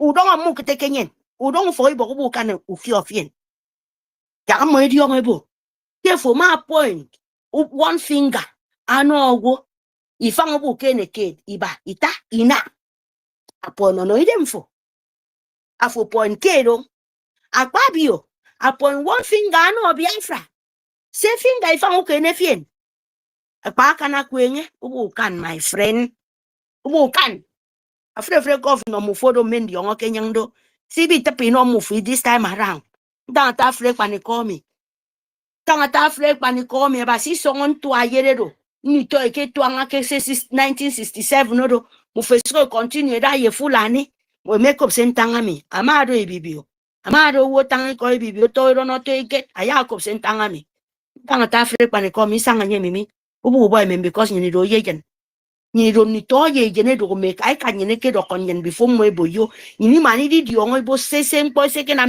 etebo metebo mi ke kele ke su ko okuta indre ni bo fin ke nwane ko ngodo mpo Biafra mi asto bo monto mi awi do ki economy me ko senta ri loko etebo mi ke kele ke su ko okuta ake do Biafra ake do tawo nwane ko to mo bo mo do ndi semu roko do ku idonyen egbe pa ko ka fi ni to ngoro nto mi me ko senta ngaro me go bada kinya wa ya reset because short me ya reset sem kwenge e da ka da ma o ken mu fidi pang i kwenge ke slave e da ka da ma o ken mu fidi pang ke slave of Nigeria government is ne mu foro ma si nam ni karu moro sneko itare ko nyene be rime e bo ke dis great ne da ke di da e bo oji flight e bi na business ki won for. Now your head they won't use and do the business settle it. Now your oil they won't use and do the business settle it. Which one are you? A slave dog. Takada wane kongo mi ma basiru kumi kan ru yak fin no set and ya rubbish fin ukuenge. Because uni usong. Pero ma do ni to Biafra. Ma sinam di kano da kakeda di won ni usong. Da kakeda di won ni ikangaro. Itare kono da kakeda do kim mi mo mekre rokomi. Mongo snedo. Ikanga snedo. Abuma snedo. Ayobio snedo. Fokano snedo. Takada. Afoboke ni mai kiketiye tamedem. Pase me kama frefnupo. It doesn't matter how long it takes. Believe me, it doesn't matter. What peace as nedo? Ama ye me ya iba itente yes ni ba because I hear ba work ani ka tempo kana fam. Afmedo spirit. So who try? Takada si okokdi. Teneje ma adonpo. Teneje aka nyanpo. 20 eje aka nyanpo. Miko se mintangaro 1000 eje ma aka nyanpo. Who da obet Nigerian politician? Who kene Arabo Fulani? Anyero destroy. Am I destroy or you can pon to medo patak in Texas? Ntanga ayinmado. Ado shaft. Bro mufemedi on my mayo. This banganya me all the oil okay that another woman. Where the oil mark will made you on shavado as a kebado. You show them my name and some mong. Mane rents. Mane in mane queen more. You know in your neighbor. Go put down for fire. Go use and cash fire. Say Rabu Fulani road with Rami. I don't toilet paper. I don't disgrace. Prefum ponyena maro. Ibagaba sonoba. At Baseko mi bagos maro the young of Ida Yakida. Ibo mem. Say yena maro Fulani eda ke de monto me. Umega siki no nye. Udu livake. Fulani eda ke de monta. Bank reference called anek to toro. Kom na tu mi kom kamu febi kene ida da se ke kama kom sanga kamu febi kene ini oguson kiti no moke mu febo ke bi da continue na ke woro woke 1967 ika ake 1914 mu fe se tangami betrayal of Arabo Fulani ewuwan abi mani ni na mutom podo di tepe ya imane bo Igbo na kilas na nani don't see the person where they mix where they lie to speak Igbo to won't kill you. Mekowedo ado pabi estefe kene no nye power aboka. You don't see the kind of people like 1970, 1967 ekena manyen. And you need this till now. You see that thing. Ibo na dem bendiri so and now we are seeing it face to face with the government. With example, Arabo Fulani. America Kenyan fo. Akre webo okay? Ibo stang Ibo na lie. They are not Igbo people. Fulani ebasi ado Sultan Sokoto asne mo idebe mako nwoke ne mene di Igbo land and eme mene di mo di claim Igbo I dey speak Igbo ya Igbo no Igbo speaking Biafra idi okonyen ya Igbo na den dey bad pass na ala ya yineka takada if Igbo do yineka for is your brother is your sister. If your brother don't know anything, stand up. Even use hand, flock and way. Use better cane, flock him. Tell and say, come on, wake up for your slumber. Who do you want to see this in Amaroro? Even to me, my grand people go say, this hand washed, one hand can never wash hand, make it day clean. You go use your two hand, wash your hand go clean well. You go wash your brother hand, wash your sister hand, make it clean well. If your sister made your use better whip. Abong, flock ibon to me yadakada. When you come and wake up from your slumber, I be your brother, be your sister. Don't sit in the back. You see your brother swimming inside the water in one die, in water won't carry him, and you sit and they laugh. Soon I'm feeling water. Dadama. Ntoro roke feel be fiong kenam. Ntoro roke make anyene kenam. Odi ngoku kede mo kede ake. Ita yebang. Wana mi Nigeria ifige. Odi do mpo kede do ke sofa ni tonyen. Ipai bo Biafra mi. Perida me. Uken mo fedi. Ede di pi wood. I would be that. Ami do get that sefeta. Has continue the poison. I frame mufo. Sina mufo kede would be that. Eta. Piat frame mufo. Instead, you need to wong Ibo brother, what you I make a say Fulani me up. Kifo no. Okay, put him for Bido be Yemenica. Ngano, Yemenica, in young. They don't want to kill okay, this song of Biafra 40 said KB Canadibo. The uncle sick me Namadodo. Fedibo, because of some more. I mean, if you. Some monte do Arabu Fulani, if go can fall on up Arabu Fulani, a fully who was school up Arabu, who was who can Arabu Fulani. You are worse than Fulani now. You was past the idiota smelling shit, cow shit mouth. A folk and you may was a cad mado. Self make rebon to me, mammy, for the die minute. For the die minute, I've never reject our leader. It's a recondo. I reject our leader, Masinam Kanu, the person we pay the penalty today. Shit mouth of cow Fulani. Folk never be kene. Hey. Pasekani dioridomo. Pasene ke kanita dioridomo. Pasekani diom. Kaka mesebo basek dani diom pokan san. Ni teka me. E wong edi da. Ebo isoko wo edi. Ebo yakarone wo edi. Ebo ya igoromi gore wo edi. Ebo ntomi ya ogoja wo edi. Ebo yakarono wo edi. Ebo ntomi ya ukeri songo EBIBIO wo edi. Ebo ntomi ya ukeri songo Igbo. Speak a Biafra word. Young in one con day he push Fulani to this desert of Futajalo Moetogedi. Ebo ya wongedi ya he put ya his son Sultan of Sokoto. Ke big shame ya is do ya you don't mock it and temoina ekemendiba. Ebo ya wongedi ya what Empire of Britain. Ke we kick an American before. Ke we be Canada army. It be more freedom yen. So that you need it you so. Ya ibo freedom yen. Ya need to form with you non need onion. Ya ibo freedom me. You restore land me. You need hospital. See be long need onion go form with. Ebo ya wong idi. Ya need take webon to make webo card okay root area of village. Afo new churwa. See the toy come book me worry. Ukahoku baku song over. Unyampo. Ukahoku numpoki song. I been be benge. I will mark him and I get those 70 years. As one me, Mpoki song. Yammy. A kama yogo managine dogo. I yogo 60, 70. A castle offen to senebi quenge. As one Mpoki song. Gusong urwa. Uni u for we box. Say na magine kam foka u ka kenam. Me near cock. Ika u for we board on bilk of meneba. Soon I'm feeling wood. A kam fos oba ku fong tanado rufi bara. But Biafra did go fin you no fin a flip for me. You no fear more, I don't one monk. A for long time. Upara because of cholera. And Biafra, you no fear more. I don't for one who don't to me quickly for kirk. Don't model snake is Uton, model snake more. Zuto mongi dodo. Biafra bontum kubu no fear no win. You know, only oil or Britain and fear to fend or continue slave selling you. Yummy. Yummy, to come back now. Iki yagamin to aye. Iki yagamin to aye no mufum. Iki yagay sufen me kay kanina mana umpok. Iki sufen do mbio of many do Nigeria say women mo maung. If for no, so tanga me for no.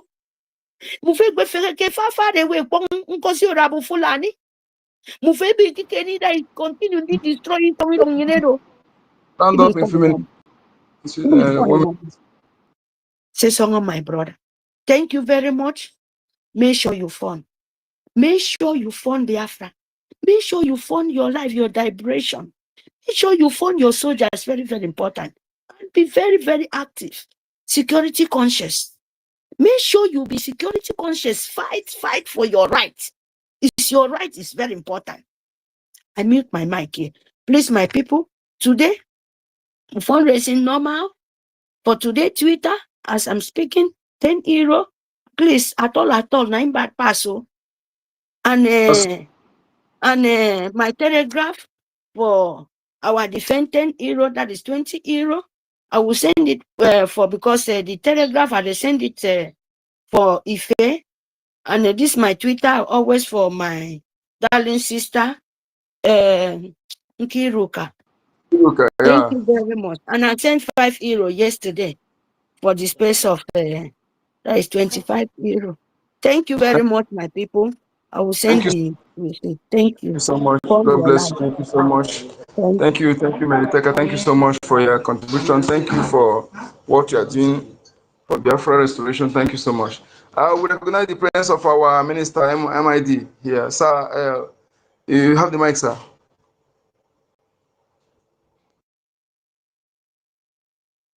MID, sir. MID.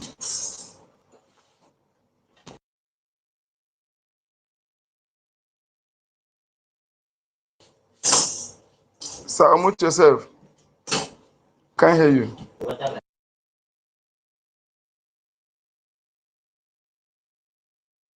Rose, can you hear him? Rose Afuri? Can you hear him?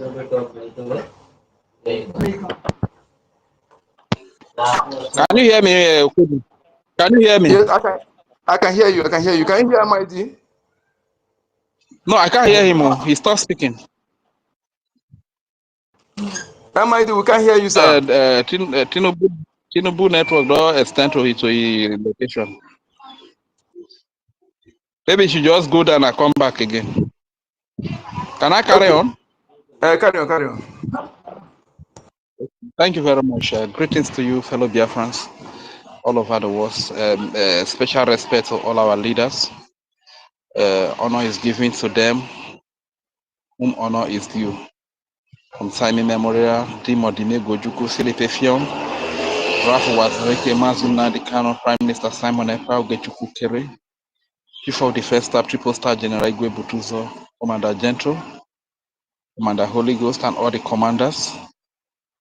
Prince Wei Chimezie, thank you very much to all leaders in different categories and to all the honorable cabinet ministers of the Biafra Republic government in Eza, as well as the FATO government here in Homeland.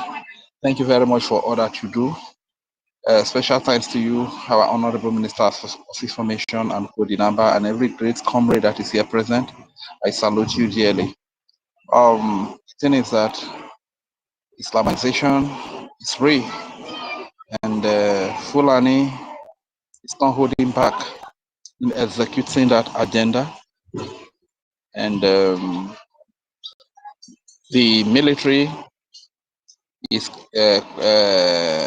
compromised, as we all can see, because they are the ones that give them the backup places that this Fulani jihadist terrorists cannot go into. The military can come through with their armored tanks and fighter jets, you understand, to complete the job.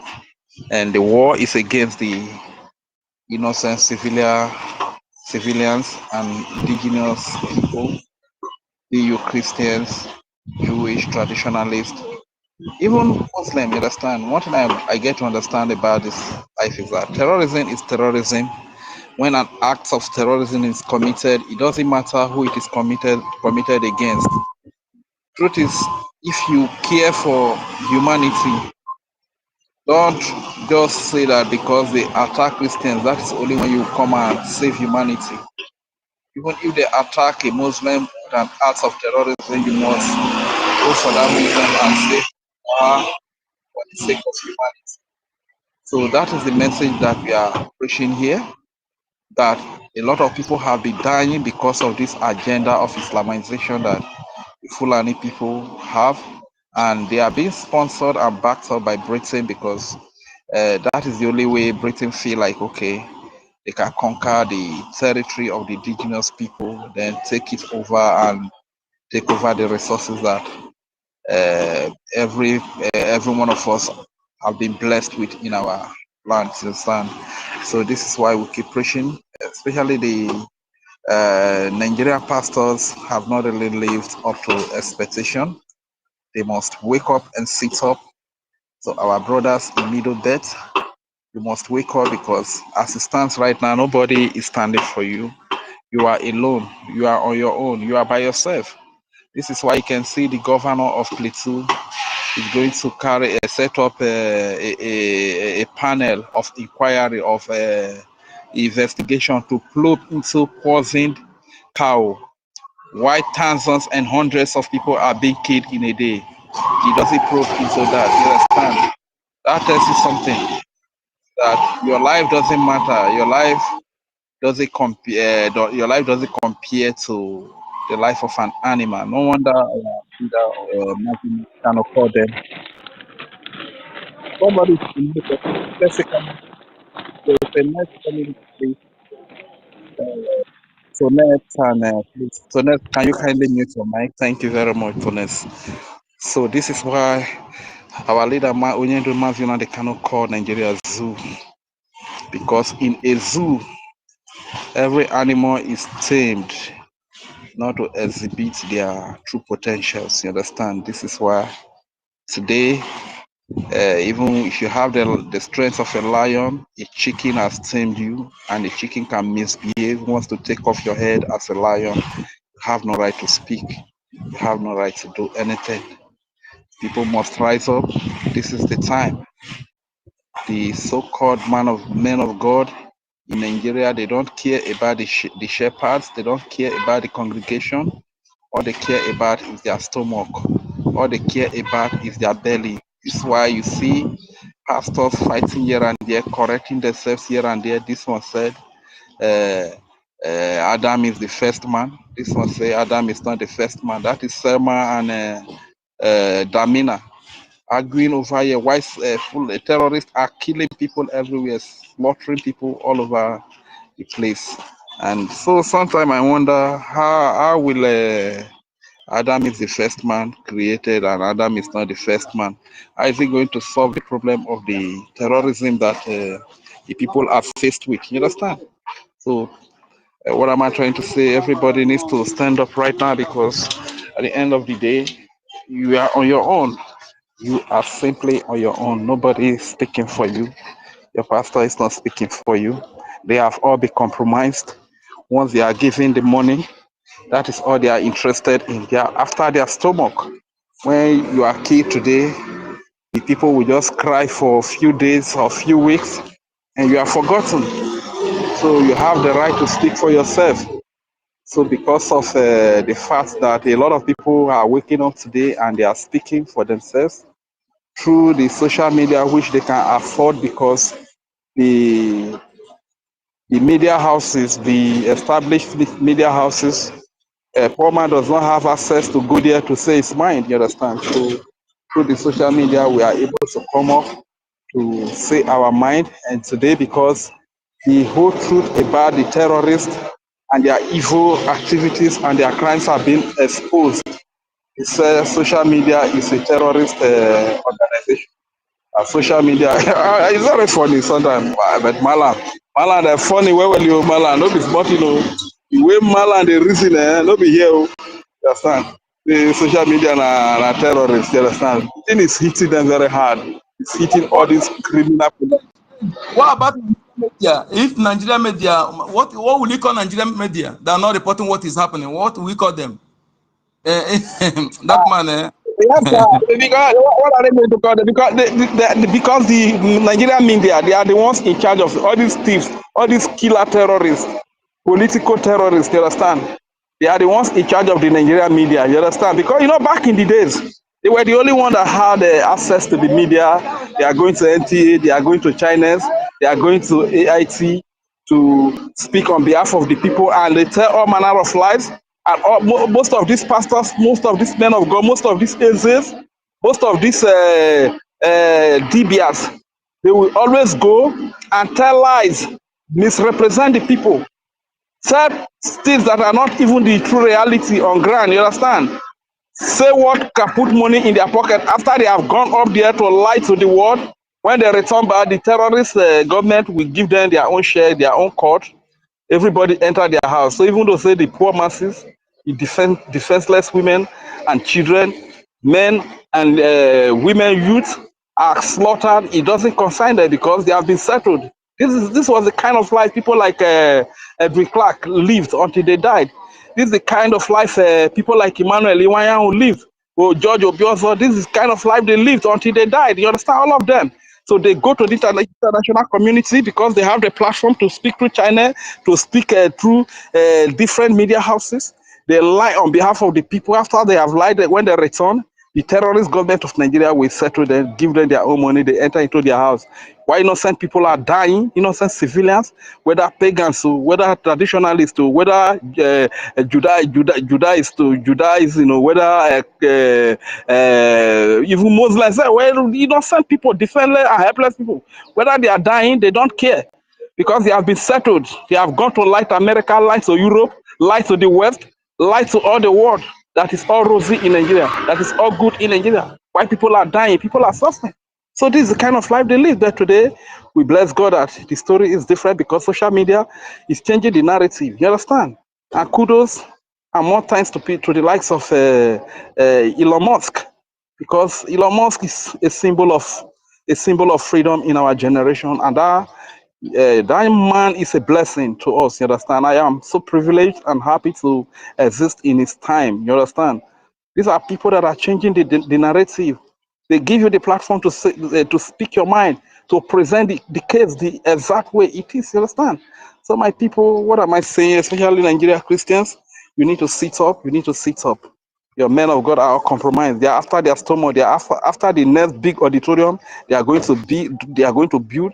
They are after the next invitation that is taking them to the US, that is taking them to the UK. After they messed up the whole country, most of them they cannot even live in Nigeria today. Most of them they have jackpot. They have jackpot from Nigeria. Most of them they can't live in Nigeria after messing or lying to the people, destroying the whole place. They run away from it because they can afford it. What about you and me that cannot afford it? And so our people that are still listening to the Nigeria agents and our group, Gozi Rabweze and Udele 247, Ugo 247, please be very careful because at the end of the day, you and I that are here in homeland, we are the one that are going to face everything that they are. In fact, we are the victims. They are safe wherever they are. A lot of money has been given to Go 247. This is where you could see challenging. But I can't really. I try to to think about it. What is really giving Please, Ugo 247? please, Rachel and Fury, can you hear me, please? We have to round up. We have just 10 minutes. We have just Okay, my 10 minutes, honorable. please. Thank you. Thank you. Okay.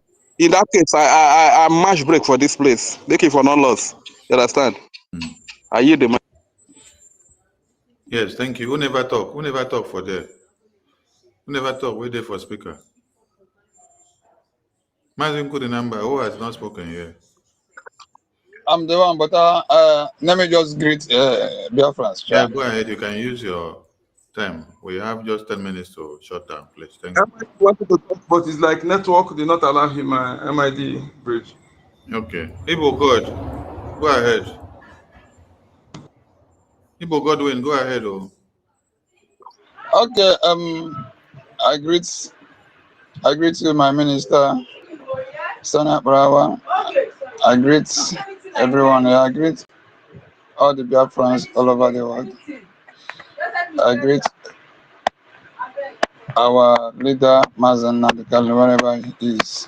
I greet our Prime Minister, wherever he is. I greet Sister Stella. Ranger Foreign and the Mary Taker and the other rest. I greet every one of us here. May the Chukwukika continue to strengthen us, continue to show us the way of truth. Yes, way of truth, not the way of to destroy our brother, but way of truth and the way to know a way forward to move ahead. Yes, may God continue to strengthen you, our Minister of Information, because you are always doing the needful. Yes, may God continue to strengthen our Akwa Tiwara King of our time, which is Mazi Pastor Bam Bam Bam. He is my brother, but I have never tell him that he is my brother. But let me just leave that one aside. Greetings to Biafrans all over the world. What I want to say here, let me just move with speed. What I want to say here is this. You know, I am a channel Ozni kwesịrị ịgbasa. Onwezi nke fọrọ nụ. Ozi niile ekwesịrị ịgbasa here. I am a channel here. Yes, and the one in and just that the only thing that remains is to put action. To as in here for it is the action. Could be now manifest or take manifest. Yes. Before we start, or before before this time, our leader Mazen Nandekalo, even part of here as in he has do it deeply. Then from where he stopped, our Prime Minister now took over. Then our Prime Minister pushed the movement very, very, very far.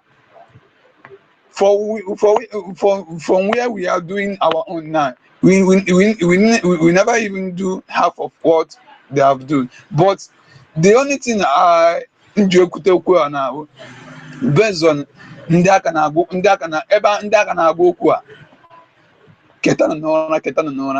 they are still sleeping. Then our leader, all the brokers of our leader, Mazen and the all the brokers of our Prime Minister, Mazen Simon Epa, then the half of where we are now, the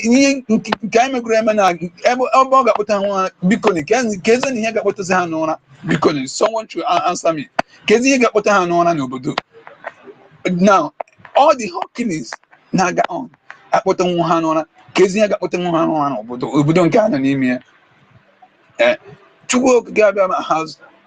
show us the sign.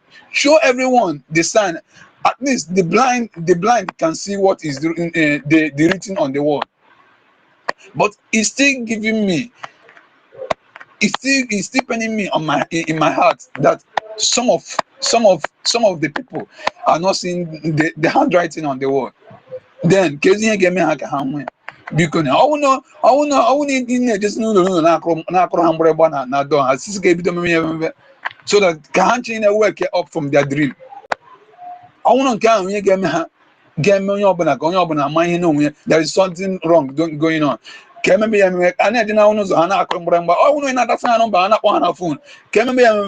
Because I cannot see all what is holding all these people that is hanging on the fence. I can't see what is holding them. For where our Mazen and the Kalo stop, and from where our Prime Minister stop, at least I wasn't anything not behind the scenes. Everything have show face. But it's still paining me that igafu a youth or young on your blood can on your blood can hawk and I biko they are joining or that is the ornament church. Urban Star conclude everything. That is the human being for us, you know. Human being, we even buying a feeling and buying a more than they call in a city or in a maybe buying a feeling, but everything is well. That's why they are still managing because that life how they live in that